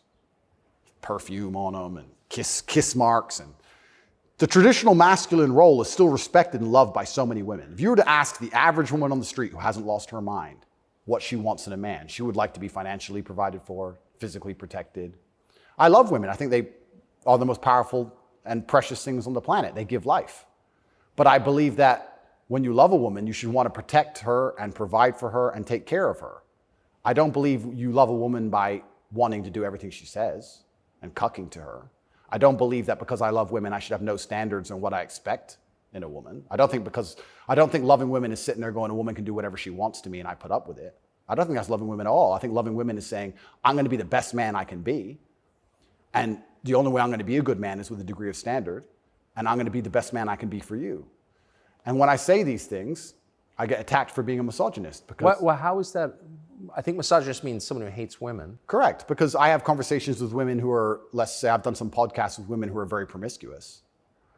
And I've explained to them that since the dawn of human time in every single society across the planet, promiscuity in females has been frowned upon. Yes, that's true. It hasn't been frowned upon in men, but it has been in women. I explained In a big way. In a big way. In many parts of the world to this day, you can't get married if you're not a virgin. I'm not saying all women should be virgins. I was explaining to her that female promiscuity has always been hated. In every holy book, it's disliked. You've bought into this new thing for the last 10 years, and you seem to think it's empowering. And I would argue that it's not empowering. And I sat there and had a conversation with this promiscuous woman, and I said to her that she is doing herself a disservice, and she's dishonoring herself, and she's never going to be happy or fulfilled jumping from bed to bed. And I was told that this makes me misogynistic because women are empowered and they can make whatever choices they want, and I'm insecure to believe that a woman who slept with 300 men is somehow changed mentally and her ability to bond and love a man has been affected by that. But it is. That's true. Well, unfortunately, you're going to end up in a Romanian jail cell for being a misogynist. No, I mean, I love women. And so I've seen it, and that is true what you said. The thing that's interesting is that women intrinsically understand this. Yes. Because if you see a woman dislike another woman, what's the first name she calls her? Slut. It's the first thing a girl says to a girl she doesn't like. It's the biggest insult that comes to her mind is that she's promiscuous, right? So it's interesting, but I've been called a misogynist for that. And then I've been on the internet for a long time. I've made some jokes. I've made some videos, and people don't understand satire or comedy. There's one that they keep repeating. I made a joke. Next to my bed, I had a Glock, like many people do, and then I had a knife next to my bed, and there was a comedic skit where it said, "The girl caught me cheating, and she picked up the knife, and I slapped it out of her hand and said, 'You still love me?'" And they cut the bit out where I talked about the girl attacking me with the knife. They just took the bit where I say, "Slap the knife out of her hand, you're the boss, da-da-da," and he's a misogynist, and it's just taken out of context. And that's another thing that's happened to me, and I am aware of this, and like I said, I take absolute self-accountability, but the way you make jokes and make videos when you get 100 views is very different than the way you would make a joke or make a video when you get millions of views. And when they're trying their best to they'll look at a 4-hour video and find 3 seconds. I'll give you an example of it, where it hurt me very recently. I did a podcast where I was discussing corruption. I discussed which country I believe is the most corrupt country in the world. They start a lot of wars. And the answer to that by the person I was discussing it with is, well, you live in Romania. Romania is corrupt. I said, Romania is corrupt, correct. But I don't think there's certainly corruption, but they don't start monumental wars which end up in millions of deaths. I would argue that their corruption, because a policeman stops me and I can bribe my way out of a parking ticket or a speeding ticket, is far less destructive. So we discussed this at length for hours. They cut out the bit where I said Romania is corrupt and showed it to the judge. That kept me in jail. Ooh. Yeah. So, and that's my problem in a nutshell. Long format content, people will find a little bit, edit it up, and try and attack me with it. And that's where this whole misogynistic things come from. It's either from me arguing with promiscuous women on podcasts designed for promiscuous women to argue their point, and I destroy them so flawlessly that I'm a bad person, or something taken out of context. And it's insane because, like I said, the amount of support I get from women is actually monumental. The amount of mothers who write to me and say that their son's doing better than ever. The amount of women who write to me and say that their boyfriend's doing better than ever. The amount of women who love me and just want to meet me. This idea that I'm hated by women is probably the biggest lie about this whole story. I don't want to brag, but I can assure the world that's absolutely not true. I had thousands of letters of support from women. In fact, there was one girl, never met her. She would play love songs from her car outside the jail. So she'd put the music on and play love songs. And I managed to tweet out via my cousin the songs I wanted to listen to. Whitesnake, Is This Love? And and she'd play them for me. Never met her. Don't know who she is. So you're in a Romanian prison cell requesting Whitesnake on the radio in the car outside. Correct. And some girl would pull up and put kind of a surreal moment. Put her speakers on full and play me my love songs for a good 3 or 4 minutes before the police would come and make her move. I got a song a day. But yeah, this idea that I'm universally hated by women is insanity. That's not true. So you said you're a mixed race. Your dad was black, your mom was white English. What do you make of the race conversation in the United States? I think it's they're trying to put fuel on the fire, and they're deliberately trying to accelerate division. This is what I believe. I think that if a black billionaire and a white billionaire meet somewhere, I don't think there's much conversation about race. I don't think... No! I don't think there's any racism. No. Interesting, no? They're not that interested in the topic, actually. They don't care. Right. Right? But amongst the lower echelons of the populace, they seem very interested in trying to turn us all on each other. Yes. I wonder why that is. And I wonder why they deliberately make laws and push media matters which are designed to do exactly that. I wonder why that is. We can sit, and I have my own theories. But I think what certain people in the world would be most afraid of is the white people of a certain economic class and the black people of a certain economic class shaking hands and saying, this is bullshit. I think that would be very intimidating for them. So it's certainly accelerated. And it's also very interesting because as a mixed race person, I will also sit and state, I don't look particularly black. Most people can't guess where I'm from. I've had more discrimination against me for being a straight male than I've ever had for my skin color. I've had more people look at me or have problems with me purely because of my sexual orientation and my generally masculine essence than I've ever had anybody say anything about my skin color ever. And I'll also say, if somebody has a real problem with my skin color, who cares? If someone's that ignorant, who gives a shit? Like, it's also, I do find it amazing they manage to psyop people into being so brutally offended by it. If someone were to come up to me and say, you're not white, I'd say, correct. Have a nice day. Who cares? It's amazing how they've got everyone wrapped up in this. But yeah, it's certainly accelerated. Another thing that's very interesting about it, especially in America, a lot of Americans are insulated to, I feel like, world history. Yeah, I've noticed. You know, they're like, oh, slavery, slavery, slavery. Slavery was everywhere. Every country had slaves. Arabs had slaves, the Chinese had slaves, Aztecs had slaves. Everybody had slaves. The American Indians had slaves. Everybody did. A lot of slaves. Correct. And they're like, oh, we've been enslaved. Everyone was enslaved. Unfortunately, the world wasn't such a nice place, right? And there's been ethnic divisions in every single country on earth since the dawn of time. There still is in many countries in the world today. They believe this is a uniquely American issue. And I would strongly argue that, one, it's completely and utterly not. And two, I think that if you are black, white, Asian, I think if you stand up, self-respect, work hard, try your best, turn up on time, firm handshake, don't make excuses for anything, don't look for an easy way out, no matter what your skin color is, in America or England or any other Western nation, I think you can be extremely successful. I don't think anything's stopping you. That's not the message you get from, say, Kamala Harris, who's also mixed race. Her dad was Jamaican, her mom was Indian. Yeah. But race is really at the center of her identity and her politics. What do you make of, say, Kamala Harris? Well, let's look at why they purport the idea that depression is so powerful and that you can just catch it from the sky and now you're permanently depressed no matter what happens to you and there's nothing you can do about it and you can't improve your life and you can't be a better person, right? It's that self-limiting belief. I think by also pushing this racism argument, it's also very much the same thing. I think if you adopt that mindset, if you wake up and you're a particular color, you're purple, and you believe purple people can't make it, what's your chance of making it? Zero. Yeah. Right? So that's what's so destructive about it.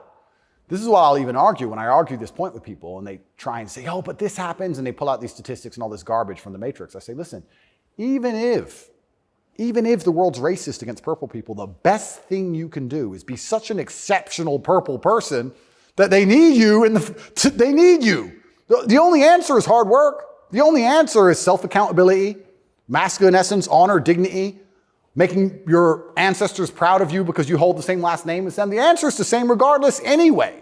But when people like Kamala are pushing this racism agenda, they're trying to say to people effectively, you'll never be anything. And you don't stand a chance of ever being anything. And I think that makes people who aren't anything feel a little bit better about themselves. It's cope. And that's the only fans she has left, are losers who she's told it's okay to be a loser because there's no way you could have not been a loser. And I will argue you could have been something a lot more than that. And you shouldn't listen to anybody who tells you not going to be a loser. If someone were to come to me and say, Andrew, you're mixed race, you're from a single mother household, you're never going to be rich. I'll say, watch me. I don't believe you. I don't believe you. Who are you? So everything she's saying is, one, wrong. Two, it's destructive to believe in. Three, I think it's her last hope at having any kind of fan at all because she's largely incompetent. I don't think I've ever heard her put a compendious, coherent sentence together. And perhaps also, maybe that's the reason why she leans so heavily on race, because she's not impressive or competent. So she can say, oh, but I'm this color and I did it, instead of actually talking about how good of a job she's doing. Because if you have to discuss that part of her career or that part of her current life path, I think she'd be in a lot of trouble. I want to show you video of Joe Biden's challenger for the Democratic primary, Robert F. Kennedy Jr.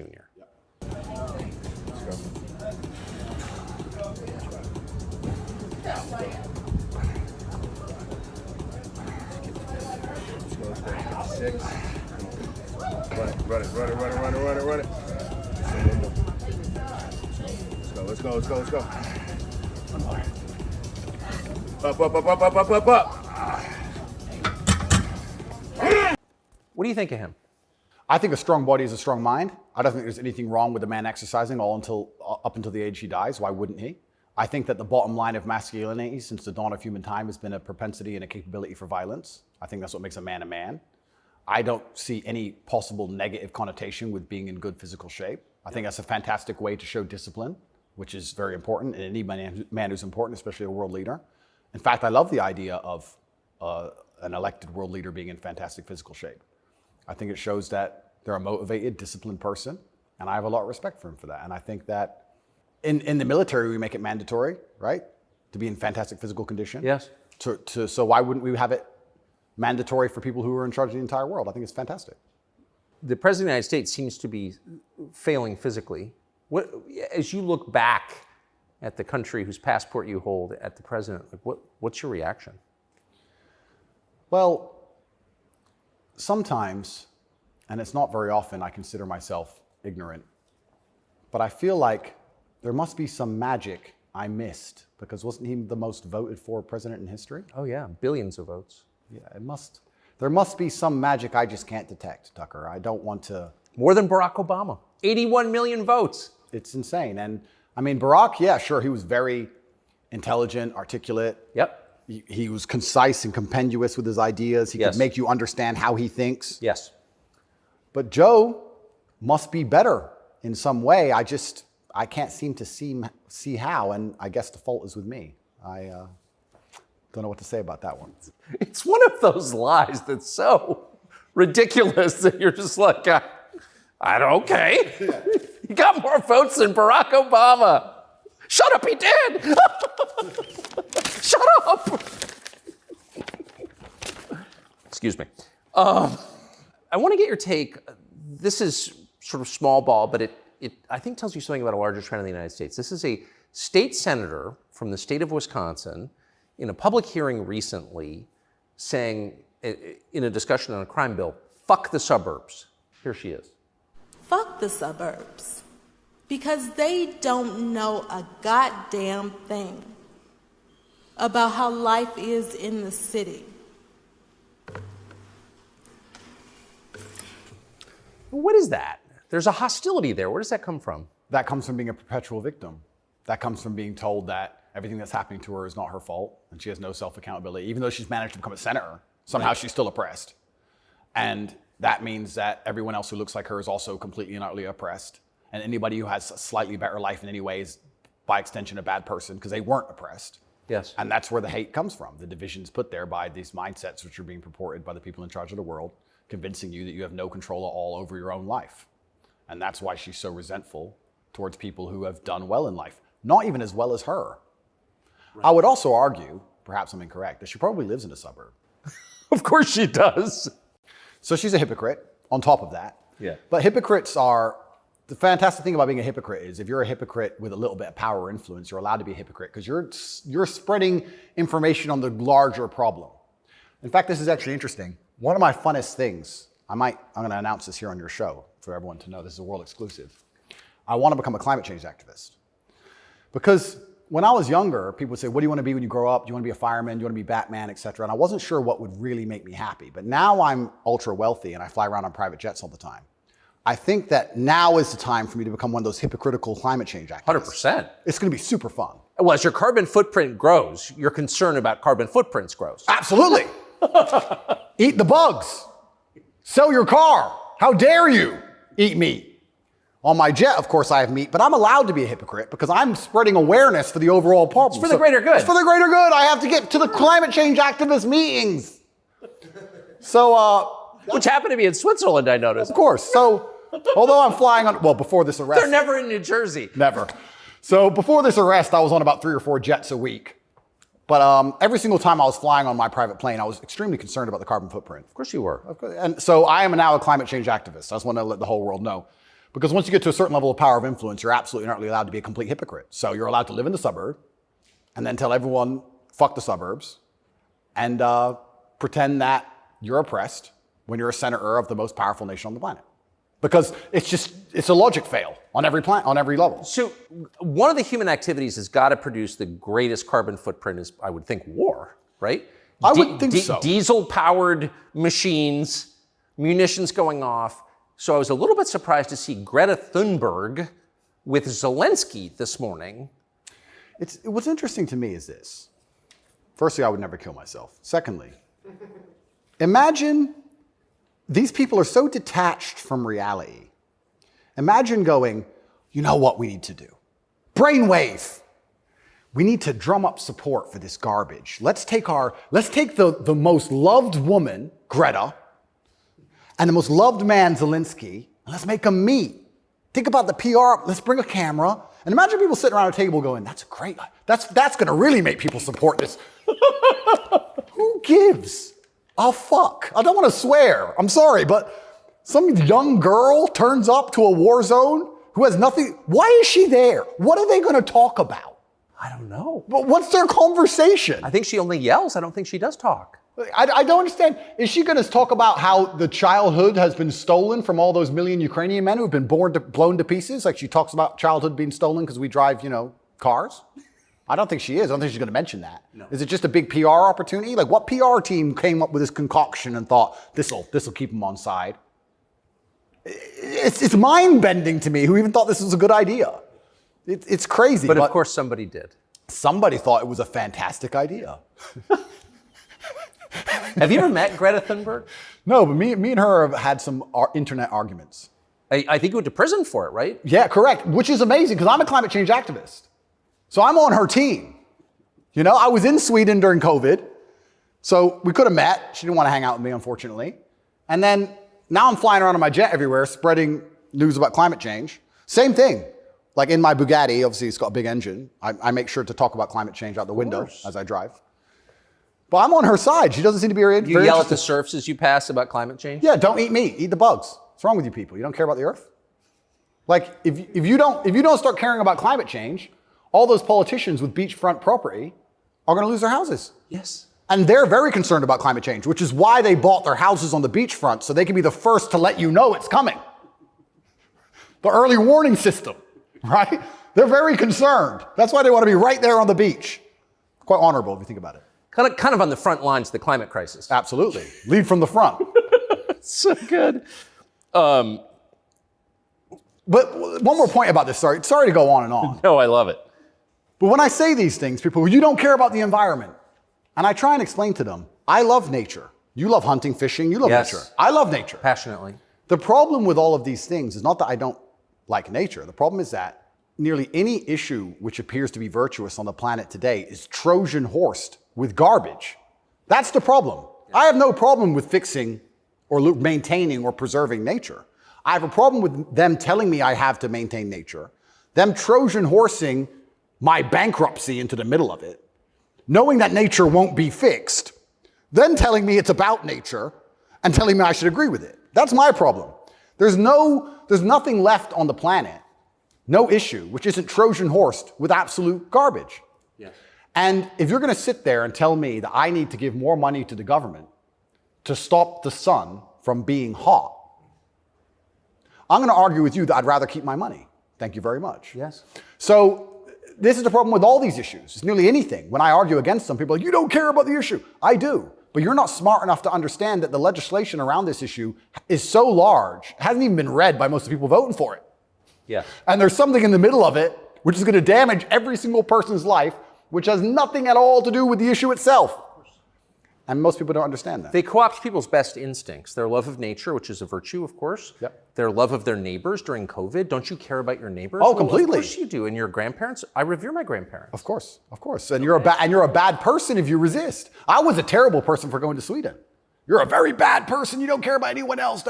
And that's how they do. It's weaponized virtue. And my opposers, every single virtuous thing that comes out of their mouth is never from a place of virtue. It's from a place of hate. Yes. It's weaponized. And also, and I don't talk about this very often, but people can go right now to tatepledge.com. I donate $25 million a year to feeding children in war-torn countries, especially in the Islamic world, because that's where a lot of the war is. Nobody ever mentions that, ever. Nobody mentions any of the charitable work I do. Nobody mentions any of the lives I save. Nobody mentions any of the people who support me. They don't mention anything at all. They just come along and say, you're a bad person. And I say, well, if I'm a bad person, let's talk about the things you've done to genuinely benefit humanity, besides sit on Twitter and talk shit. Have you ever done anything for anybody ever? Are you capable of doing anything? Because the things that make me a bad person, right? You don't like me for my principles and the fact I stand up for myself and the fact I have parameters and I say no, everything you hate about me. Those are the things that allow me to even do good in the world. If I was like you, mush, goo, I couldn't even help anyone. If you had to help someone today, how could you even do it? You're broke and you're lazy and you're stupid. You can't even enlighten anybody. You can just spread hate. How is that helping the world? These people are a net negative, genuinely. And that's what's so crazy about being attacked for your morality like I'm being now. And when you're a good person in general, they attack your morality because the people who are attacking you are absolutely and utterly immoral. The ultimate hypocriticism. Ultimate. Even more than my private jet climate change stance. So it's certainly unique. I do like to believe, though, we're entering a new stage of consciousness. I do like to believe, at least from 10 to 15 years ago, more people are, I think COVID woke some people up. I do like to believe the MSM credibility is tanking in real time. Trump helped massively. Fake news. 2 words. Before Trump, when did you ever hear fake news? I didn't really hear it that often. No. Fake news, fake news, fake news. And he did a fantastic job of that, and he's starting to wake people up. So I'd like to believe there's a degree of us winning, but I just want to make it very clear to the people who attack me and the people who attack anybody who stands up for what they believe in, a lot of their virtue signaling is just hate peddling. And when they can't call you unsuccessful and they can't call you stupid, they have to find a way to hurt you. And the only way they can do that is to say you're a bad person. I've noticed. Yes, I have. So here's Joe Biden expressing his concern about how Putin is doing in the war in Iraq. Interesting. It's hard to tell, but he's clearly losing the war in Iraq. He's losing the war at home. And he has become a bit of a fly around the world. Do you think Putin is losing the war in Iraq? I don't think he's losing the war in Iraq. I don't think he's fighting a war in Iraq. Okay. He also said he's losing the war at home. I don't think he's fighting in Russia, and I'm also not sure he's losing. So it's a pretty interesting statement on many levels. It's scary. You know, it's a joke, but it's scary. Because I would never kill myself, but I think the reason he was put into office is because he's incompetent. Yes. Because that makes him easy to control and influence. That's what's most scary. It's not scary that he's become incompetent in office. It's that they looked at him and goes, that's who we need. That guy. That's what's most scary to me. Does it surprise you that the weakest president is also the most destructive? Weak men are always destructive because hurt people hurt people. Yeah. I don't know, I heard, someone said that to me a long time ago, hurt people hurt people. They were talking about a relationship and I said, that's true. If your heart's been broken, you're probably going to be a bit of an asshole and break someone's heart. Hurt people hurt people. And then I thought, well, if you're a weak man and you're going through life and you don't have the strength and resilience to resist the trials and tribulations of being a man, and you're constantly hurt by everything, and you're constantly upset and depressed and sad because you're weak, how could you possibly do good? Hurt people, right?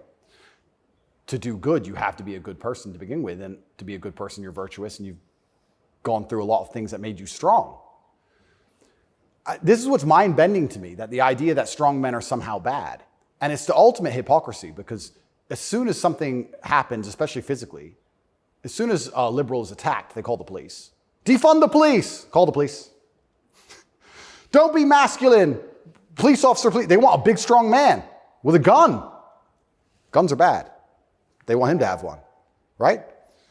So The ultimate hypocrisy on every level is absolutely and utterly insane. At the base realities of humanity, the absolute base reality, strength in men is respected and wanted. And I think that the closer you get to unfortunate circumstance, the closer you get to reality. They go hand in hand. And then everyone's looking for the strong men. So strong men should always lead, I believe. And for a longest period of human time, that's how society functioned. The strongest men led. But in the Western world now, that doesn't seem to be the case anymore. And weak men are emotionally led. They're not particularly stoic. They're impulsive. And I would say that the most heinous acts, perhaps, that happen in modern society today are purported and committed by weak men. I don't think a school shooter is a strong man. I think it's a weak man. I think it's a man who's been picked on, got butthurt, is upset, girls don't like him, never learned any emotional control. He's the kind of person who does exactly what the TV tells him to do. Act out your feelings, cry when you want to cry. Well, now he's angry, so now what? You told him to act out his feelings. What do you expect him to do? I think that weak men do the worst things. I think weak men hurt women. I think weak men rob stores because they don't want to wake up and work hard and go to work and do it the honorable way. It's a weak man who goes and steals. It's a weak man who beats the shit out of a girl. It's a weak man who shoots up a school. This is all weak men stuff. And society as a whole is telling men to be weaker and weaker, saying it's somehow the solution to everything because being a man is toxically masculine. Being a strong man is bad. It's toxically masculine. To be a good man, you have to be a very weak one. Well, look at the most heinous acts that are committed in society. Show me a strong, honorable, virtuous man of principle who's doing any of this stuff. So weak men commit the atrocities in this world. Absolutely they do. And it's weak men who also attack anybody of virtue because I think when you're weak, you're intrinsically unhappy. Yes. I don't think as a man you can be happy if you're weak. I think happiness and strength go hand in hand. Yes. I think that's how we're supposed to be, right? Even strength of mind, strength of conviction, strength of something. If you're weak, you're going to be miserable. So I do find satisfaction in the fact that most of the men who truly dislike me are miserable and weak. And also, like I said earlier about women being gatekeepers, women are fantastic. Women are they're like a barometer for society. I would say you can measure the strength of a society or the virtue of a society or how decayed a society is largely by the actions of many women. I'd like to argue that point. I can argue that point in many different ways. But women really want their man to be strong. Of course. They will punish you for being weak. And I'm not saying you can never cry to your woman. I'm not saying you can never open up to your woman. But there's going to become a time where she expects you to just be capable. There's a problem. And even if you don't know how to fix it, your job as a man is to say, I'll handle it. Even if you have no money and no hope. And to go find a way to fix the problem. If you're weak and go, I don't know, she becomes very resentful towards you. And she'll punish you for that weakness. And I think what she's trying to do on an evolutionary standard is inspire you to man up because it's your job to protect her, isn't it? Of course. So if she sees you and looks at you and doesn't see you as a man who can protect her, she can't respect you. So every survey of female happiness in the West shows just a straight decline since about 1970 till now. Women are becoming less happy in the West. I think it's very obvious. What accounts for that? How can you be happy when all the men around you aren't men, right? We are the most beautiful union that God has possibly created on the planet, a feminine woman and a masculine man. It's the most beautiful union that can possibly exist. It raises children the best. Both parties are happier. Both parties gain. It's a net positive for everybody. There's no negative. There's no downside. But if you destroy one side of the equation, then the other side is going to be completely and utterly miserable and unhappy. How as a woman can you be happy if you can't find a man who you believe can protect you, provide for you, sticks up for you, has morals, has principles? There's none of those men left. So then what they do is just go from man to man trying to find it. And by the time they've been through enough men to maybe find someone semi-close to it, they've been through too many men to ever be happy. And then you have the absolute destruction of Western society. We talk about why men don't get married anymore. I can tell you why I wouldn't want to get married in America. I don't see the point in being married to a woman who's had so many partners before me that she can't properly pair bond with me and then giving her the opportunity to financially destroy me. I think that would be a bad chess move. And I do believe in marriage. I think society would be better if everyone was married. I'm saying that if you're living in an immoral society, being a moral person, if you're not careful about it, you can get wrecked. If the game is rigged, you have to be very careful if you play it. So how do we encourage men to get married? Well, they need to be worth marrying, but so do the women, right? So everything's decaying on both sides. Everything's spiraling. One of the reasons I also got called misogynistic, and I'll say it here, I argue the point that for the longest period of human time, evolutionarily, women had to adopt and find a way to take the ethos of an opposing tribe perhaps quicker than a man could because of war. If the men would fight and a tribe lost and the women survived, they had to change how they thought to fit in with the new tribe to survive. Yeah, because they'd be carried off. Because they'd be carried off. Of course. Like the French women were sleeping with Nazis towards the end of it. Towards the end of Paris occupation, all the French women were sleeping with Nazis. When the Nazis got kicked out, the French women had all their heads shaved because they got caught hanging around with German soldiers. The German soldiers killed their husband. 3 years later, they need to eat. So the German soldiers have a wage. He's handsome. It's amazing how quickly they can adapt. And that's for their own survival. That's fantastic. But then if you extrapolate out and you understand that to be true, then you also understand that women are more susceptible to programming to a degree. I got called misogynistic by saying that if you sit 100 men and 100 women down in front of propaganda, I believe that women are more likely to believe a lot of that. I think a lot of liberals are female. They're more emotional. And it's easier to convince them of something if you use an emotionally led argument, right? So if by extension you now have women who are emotionally led, who are being convinced and their logic is failing because they're being tricked with an emotionally led argument, and the man they're meeting has no principle and no honor, and he can't resist that, she's in charge of the house, well, now she's telling the man what to do, right? If I would have come home during COVID and my woman said, you need to wear a mask, I'd say, no, I don't. End of conversation. But if I was a simp, you need to wear a mask. Okay, baby. Don't. All right. So the women are also largely in charge of the psyop because the men are so desperate to get any kind of connection with a real person and avoid the porn screen. And then these women are being controlled by the mass media as a whole. I say this to, I have children. I don't talk about it often. But I say to the mothers of my children, I say, look, either we program their minds or society does. Who do you believe in? Everyone is being programmed by somebody and something. Me, you, everybody. We're all programmed by someone. To sit and think you're above programming is incorrect. What you have to do is sit and say, does the person who's programming genuinely have my best interests at heart? What do they want me to believe? Why do they want me to believe it? What happens if I believe what they want me to believe? Where does this lead? That's all we can do. We're all programmed. We're all the sum of the 5 people we spend the most time with. Right. Right?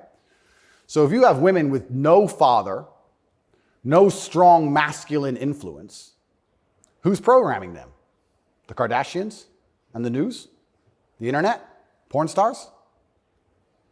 What kind of woman's that going to be? And then if a man finally ends up with her and he has no backbone, what kind of man's he going to be? I don't want to comment on these things because I don't want to make personal enemies of people I don't know. There's a guy called Adam22. Once again, I have no idea who this man is. I just saw on Twitter yesterday that he was with a porn star who'd never done a male scene. They got married, and like a week after their marriage, she did her first male scene with some random dude. And he's on a podcast defending it. Did his wife have sex with somebody else? Correct. Why? Like, this is the level you can, but this is what the Matrix wants from you as a man. They want the woman in charge and the man below with no backbone, because if the woman's in charge, they can emotionally affect her. They can scare her. You can scare a woman easier than you can scare a man. A man. A real man's hard to scare. A woman you can make afraid of the vaccine, right? Be afraid, COVID, be scared. If she's in charge of the household, I would argue in nearly any household where the female was dominant, everyone's vaccinated. I would argue that point hard. Of course. Maybe I'm wrong, but I would argue it. I don't have the statistics. It's just logic to me. So talk about women being unhappy. What's actually interesting about the female mind, once again, they're going to call me a misogynist, is that when you're an emotionally led person, you're more prone to chaos. It takes real stoicism to lead. So why are these women unhappy? Because no one's leading them. No fathers, no men of no backbone, no man they respect. So they're relying on society, which is promoting chaos, and their own mental state. Women will say all the time, my period was coming up, so I was crazy. Like, they'll say that themselves. So without any kind of hard rock of emotional security, to give her a hug and say, don't worry, baby, calm down, it's okay. When you have no hard rock of emotional security and you leave her to her own devices, she's going to be, to a degree, chaotic. And you know who told me this? A woman said this to me. A woman said, most women are closer to a mental breakdown than you possibly believe, day by day. I was like, really? She goes, yeah, and that's what I love about my husband. He makes me feel happy and secure and safe. If I'm starting to have a problem, I know I go to him and he makes me feel safe. He's my rock. There's a woman said this to me a long time ago. Yes. So why are women miserable? Because where are they going to get their happiness from? Where are they going to get their emotional stability from? It's not their job. I don't believe it's a woman's job to be emotionally stable. It's a woman's job to do many other very important things that men can't do. More important. They're better than men at a lot of things, women are. But it's our job to be emotionally stable. Women are better than us at certain things. We're better at other things. And that's why as a team, we're so powerful. To sit and pretend we're all the same the whole way through, then why do we even need each other anymore? Well, I don't think we do. You're exactly it. And this is why we have birth rates declining, porn, women who are running around sharing one man with no intention of having children, marriage is gone. Like, where do we think this is going to end? And what's interesting about Well, it ends with the training thing, right? Well, yeah, that's the ultimate. No, I'm serious though. If there's no, scrambling the idea of the gender binary, of sex differences, like that is kind of the end point, isn't it? Well, the end point is, yeah, men are the same as women, so it doesn't even matter. Right. I can be a woman today, I can be a man tomorrow. None of it matters anymore. I also think a large part of this transsexual movement, I think a large part of it is a deliberate attack on us and our senses because they're trying to convince us to ignore our eyes. I do believe that is a bottom line. I think the bottom line of slavery are your own senses. Like, no matter what I'm told, that it's cold outside, I feel warm. That's the bottom line. So once they can convince you that your senses are wrong, well, then you're completely open for the slave programming. Once you can look at something with your eyes and ignore your eyes, you're a prime candidate. So I think a lot of this has also something to do with that. You are going to say that's a girl. That's what you are going to say because you have to. And if you say it long enough, you'll think it. And if you won't, your children will because we'll tell them. So eventually, you're going to say it. And then it becomes true. Then you ignore your eyes. Now you'll believe anything, right? Till the next thing comes along. Now you'll believe all the people on the jets telling you about climate change. It's all an attack on the senses. This is America's most famous admiral. It's such an important issue for our youth and adults. As you said, some of these laws are actually extending into adulthood. We often say that gender-affirming care is health care.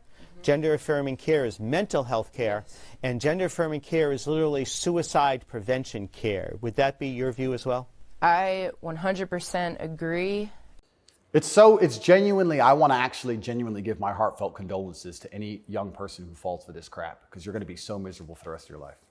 If you chop off your genitals, take a whole bunch of chemicals as a teenager, you are going to be miserable for the rest of your life. Yes. You're never going to be the person you want to be. You're never going to be accepted as that person. You're never going to feel happy inside. If you fall for this, I genuinely feel sorry for you. Me too. That's the first thing I'm going to say. The second thing I'm going to say, I find it very interesting that the only surgery we call affirming is gender surgery. Imagine a girl woke up and said, I was born in the wrong body because my tits are small. I'm a big-titted woman, but I was born in the wrong body. I need tit affirming care. I need to affirm my true body shape. Because otherwise I have a mental health problem. No, it's plastic. It looks good, perhaps, whatever. But we would never say she was born in the wrong body and we had to affirm her genuine body experience. Her triple Ds. Yeah, her triple Ds had to be affirmed. It's garbage. You're not affirming anything. And also, I think it's kind of interesting. They say that trans people commit suicide at a higher rate. That's sad. Nobody should kill themselves. I would hate for anybody to kill themselves. They say that's because they're picked on for being trans. I don't know why anyone's ever had the argument that perhaps they have a mental instability before this trans stuff, and that's why they're more prone to suicide in the first place. Seems like an obvious explanation. Seems like an obvious explanation. I don't think it's normal for anybody to want to mutilate themselves. I think if someone were to come to me and say, I really want to cut my hand off, I would think they had a mental illness. Why? Don't like it. What do you mean you don't like it? I don't like my hand. I don't want it. I would think that's very concerning. So I really, truly feel sorry for any young people who fall for this. I don't blame them. I think it's a massive psyop. And I think if you fall for it, you're going to be miserable forever. And one more point I'll make on this whole thing I found very interesting. I'm a professional fighter, so I spent a lot of time in Thailand when I was fighting. Kickboxing was big over there. And I've always thought, no one's ever mentioned that Thailand has a bunch of ladyboys, right? But if you say to a ladyboy, are you a man or a woman? She goes, I'm a ladyboy. What's that? I'm a man, but I'm a ladyboy. They don't see themselves as women in the real sense of I am female. Right. They don't want to compete against women in sports. They don't want to pretend they can have kids. They don't talk about having periods. They're like, oh, I'm a ladyboy. It's like kind of like an in-between. It's got its own thing. India has the same. Yeah, it's fine. Nobody over there is genuinely arguing that they are actually female. Only in America are we doing that. And that's what's the craziest thing of all. Even if you truly, truly believe you need to change gender, and you truly believe it's the right path for you, and you believe you're not being psyoped, and you believe you're going to be happy, and you believe you need to mutilate yourself, that's all fine. But then to come along with the hubris and arrogance to tell me that I have to pretend you're something you're not, yes, biologically. That's right. That's absolutely and utterly arrogant. You can't tell me what I have to call you, right? I'm allowed to come to my own conclusions and opinions. And the whole point of being a human is that we've gone through life long enough to identify patterns. Imagine humans didn't identify patterns. One person went and got ate by the lion. You watch it happen. Then you go for a turn. Like, no, you work out over time. Don't go near the lion, right? If I look at a person who's 6'4", muscularly built, right, with a big jaw and a beard, my brain and my life experience tells me that's quite often a man. That's very often it is. Very often. That's the conclusion I've come to. To come along and say, no, because I've decided to do X, Y, Z, you have to ignore all of the patterns you've identified throughout your entire life and everything you believe to be true. You have to throw away all the science and your entire worldview and everything about how you view the world. You have to eject that from your brain and call me what I want to be called is extremely arrogant. And if I went through the world and said everyone had to call me King Andrew, they'd tell me, shut up. Why? If they can get called whatever they want, I should be able to get called whatever I want. I want to be King Andrew, #1 savior of Earth, climate change activist. That's what I want to be. And if anybody calls me anything else, they're a bigot. That's what we're going to do. If we're going to go down that path, I'm going to make sure that my title is good. Lord of all beasts of the land and fishes in the sea. The most honorable man who's ever lived. The fastest human alive. Who cares? Doesn't matter that I can't run fastest. It doesn't matter, Tucker. I'm the fastest human alive. You must affirm my belief. I'm the fastest man alive. Greatest man in show business. Sorry, Tucker.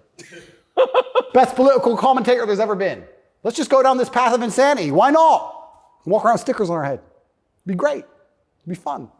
The scariest thing about all this stuff is that the world is still polarized to a degree because there's certain places in the world which are too close to baseline reality for survival, for any of this garbage to fly.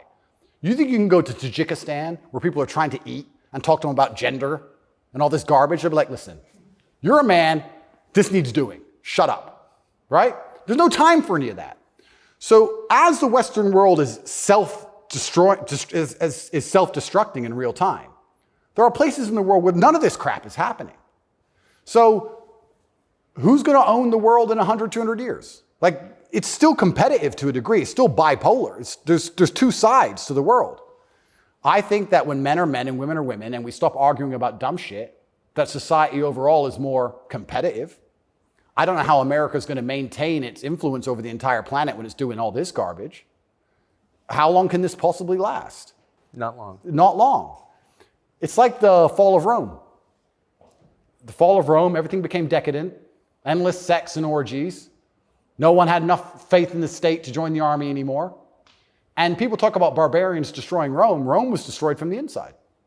That's what happens. And we're witnessing it in real time. And we have all these problems on Earth, and then they want to spend millions and millions of dollars on an investigation to prove that I'm a human trafficker for TikTok. It's clown world. Nothing even makes sense anymore. This is a video from a recent Pride March in New York, and I'm interested in your view of it.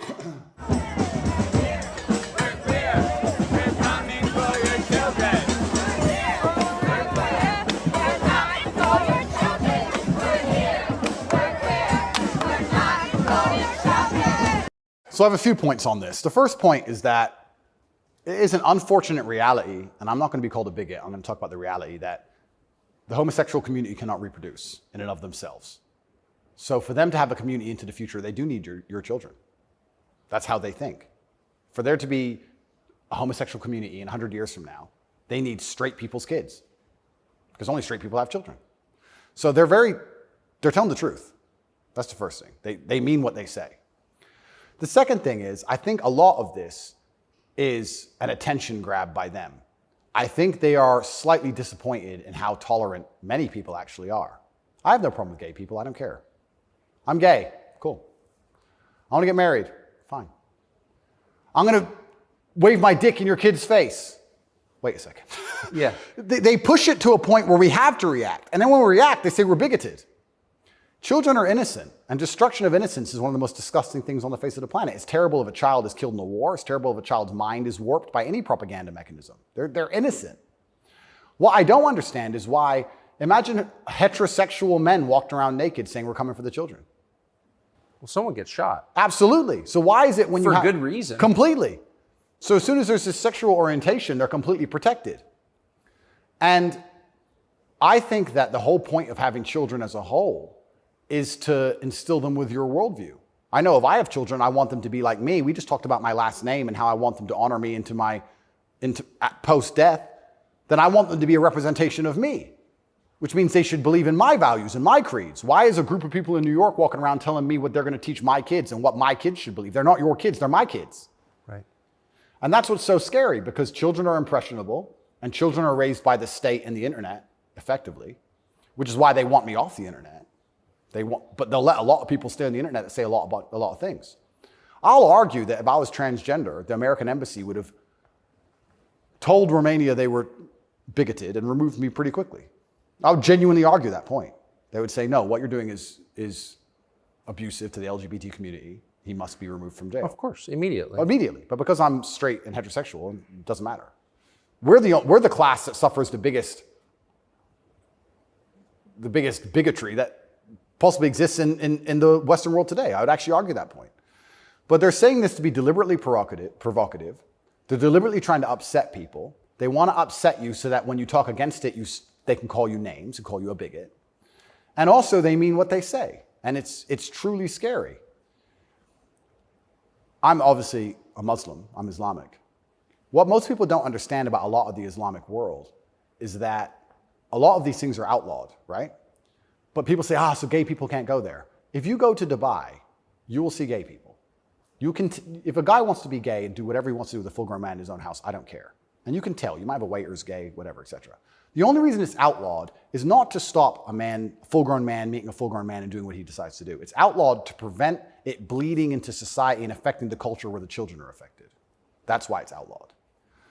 And I'm not saying it should be outlawed in America, but what I'm saying is if you're not going to protect the innocence of children from any ideology, and if the ideology is deliberately targeting children because children are more impressionable and more capable of believing in things which simply aren't true, perhaps a man looking like a woman or vice versa, then that is a dangerous ideology that should be very closely examined. Well, if you're not going to protect children, or if you're going to encourage women to fight your wars, why have a society in the first place? Well, this is another Isn't thing. the whole point of society to protect women and You children? know what's really interesting? I argued this point once. They were talking about how the West is a patriarchy and it's so terrible to be a woman in the West. And I'm like, well, where's better to be a woman then? If it's not the West, please tell me. Pick another country besides America where you'd rather be a woman. It's garbage to begin with, but you're saying, America's a patriarchy and Americans are all misogynistic. And men are so bad and women have been oppressed since the beginning of time. It's always been a patriarchy. If that's true, why don't women fight our wars? Think about it. We can get the women of our country and the women of another country and let them go die in a ditch. And us men can just sit around being patriarchs. Why do we have to go die? Why do we have to go get our legs blown off? No, because we're a patriarchy. Women can go suffer. Or do the women get to stay at home and we go suffer? How is it a patriarchy? Right? So that's garbage to begin with. But I think, genuinely to go back to that point, any ideology which is waking up and saying, our worldview is so extreme, the only way we can truly ensure it exists into the future is to find the most susceptible people on the planet to program and attack their minds, children. I think that's a destructive ideology and should be very closely looked at. And it doesn't matter if it's LGBTQ or anything else. I think if you sit children down and pump propaganda into their brain, and that's the only way you can get what you want, then there's probably something wrong with your ideas because you're afraid to challenge them with a grown adult. You don't want a fair fight. You understand? They don't want a fair fight. They want to sit with a child who has no idea what he's talking about and tell him that men are women and women are men and vice versa, and just completely confuse the poor child because they don't want a fair fight against a rational adult. And that's scary. It doesn't seem a huge improvement over, say, ISIS to me. Absolutely. That's how do you convince somebody to blow themselves up? Well, you find a young man, teenage boy, and you program his mind. Exactly. And it's exactly the same thing. They don't try and convince an older man to blow himself up because he's going to sit there and go, well, why don't you blow yourself up? And then there's an argument. You go find a young, susceptible person, right? And that's what's so scary about all of it. And it's also kind of funny that like this whole LGBTQ thing is also linked to the patriarchy, also linked to all this other garbage and all these other false narratives and false ideas. And it's these people who are attacking me saying, I'm dangerous for women because I'm a misogynist. You're dangerous for women for pretending men are women. You're more dangerous for women than I am. I'm saying a man's a man's, a woman's a woman. You're saying that if I put a wig on, I could go punch women in the face in the boxing ring. Who's dangerous for women? It's insanity. And again, they have no virtue at all. They just weaponize garbage and attack you with it. But I do think that children have to at least be the bottom line for society. That's the future. And if you have children at home, you're raising them. And if you struggle to feed them, the government doesn't care. They are yours and they're your problem and your responsibility. And you deal with all of the stress and all the worry of them being out late at night and all the responsibility of taking care of them. And you went through hell for them to exist. You don't owe their minds to anybody else. You don't owe it. So there has to be a point where you stand up and say, no, I raised this child. It's my child. That's my child. It's not yours. Absolutely. What do you make of Julian Assange? I think that it's crazy. It's the number one way to shut up the BBC, that's for sure. To mention him. Say, oh, you're a journalist. You care about journalism, do you? You care about a fair and independent story. Why is Assange in Belmarsh? Very interesting. What do they say? They don't answer. They try and change subject. They always do. I did it. I stole it from the Azerbaijani president. He started it. I saw that. Yeah, it's great. Do you know him? I don't know him, but I've seen enough of his interviews to like him. Me too. Yeah, I like him. And this is what I'm saying about the world. There's so many places in the world where they still live very firmly in the real world. All of this garbage is just the result of the very simple, easy lives that we have. Inside the movie The Matrix, which I recommend you watch, the agents say, we tried to create a utopia for the human mind so that your mind is in a utopian state and your body can just be used. But the human mind rejects utopia. We created the world in 1999 at the pinnacle of human civilization before machines took over because the human mind needs struggle and it needs problems. Otherwise, it rejects it. Yes. And I kind of feel like there's a whole bunch of people trying to just find problems and find struggle in their lives because they don't have enough motivation to do something that's genuinely difficult, like, help people. But they can't live in this state of complete vegetation. That's right. Then they wake up and say, oh, I'm oppressed. My pronouns. How much energy must it take to go through life trying to correct every person you interact with to call you Z? Think of the calories burnt. I can't think of a bigger waste of time. Think of the calories burnt. Every Starbucks employee, it's actually Z. Correct. You are a moron and you are just wasting so much energy. You could put that towards something beneficial. You could volunteer. You could go to the gym. There's so much more you could do with instead of walking around and talking about Z. You sound like a dumbass. But they're just finding struggle because they don't have any actual important struggle in their lives. And that's why it only exists in the decadent West. Do you think the coming famine will change that? Absolutely. I would argue that when the famine comes, I think all these feminists will look for a strong man of resource who is stoic, who has a good network, who's capable and important and respected. It's amazing how quickly feminism disappears. In fact, there's a podcast I did called Fresh and Fit. And I did this podcast in Miami, and I was arguing about gender roles with 7 girls. And during it, they were telling me that they can do anything a man can do, all the usual things, and they don't care, they don't need a man, all this garbage. And some crazy fan knocked on the door for me, and he had a gun. He knocked on the door.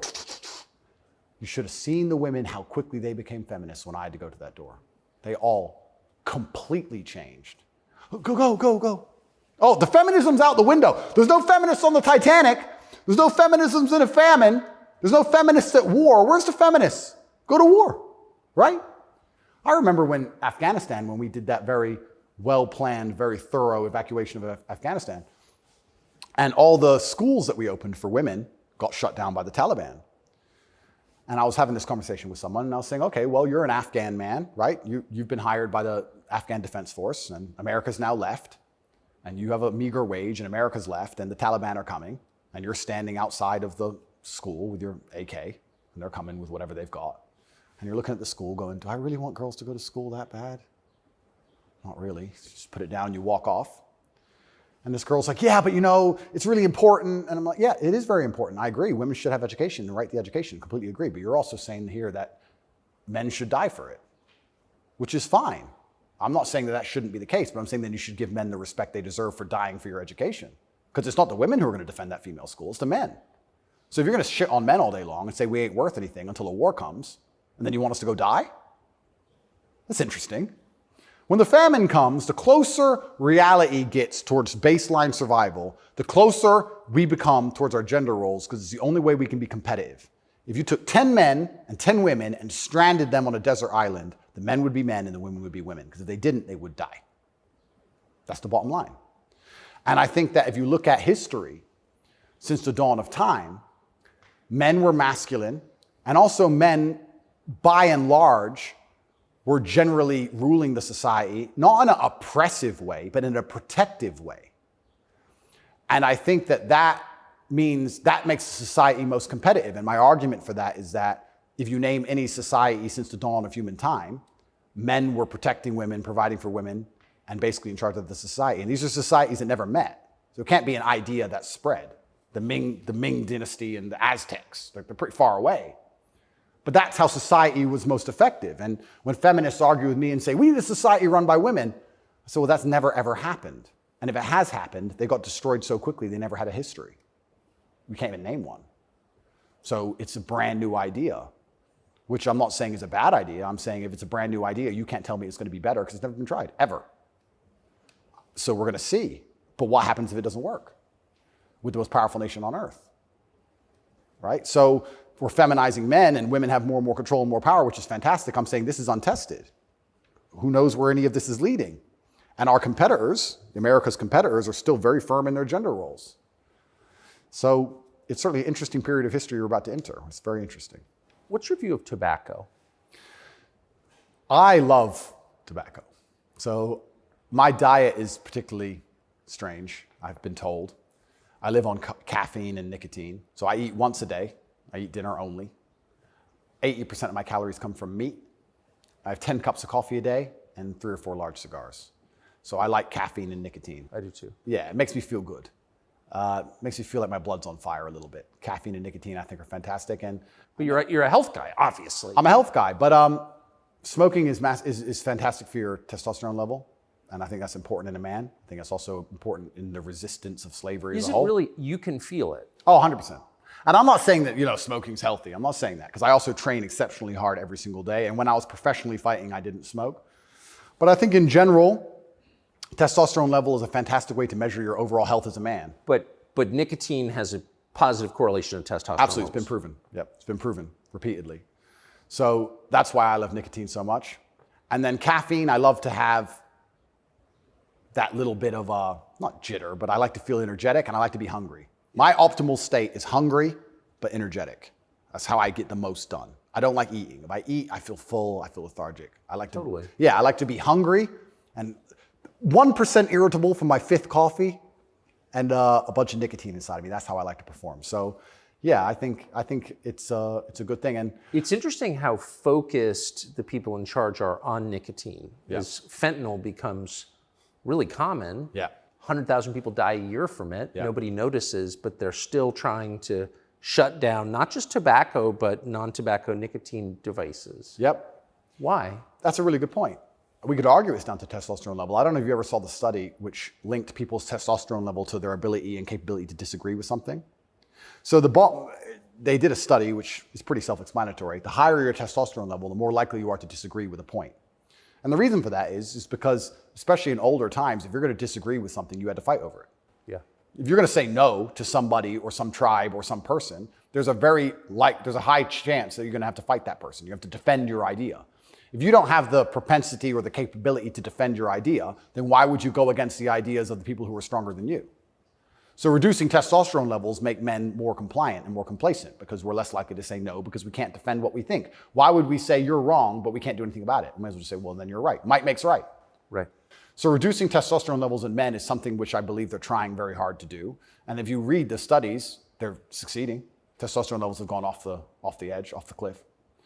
And perhaps that's why they attack smoking so heavily. I understand that smoking a lot of cigarettes can be very bad for you, but I think everything in moderation.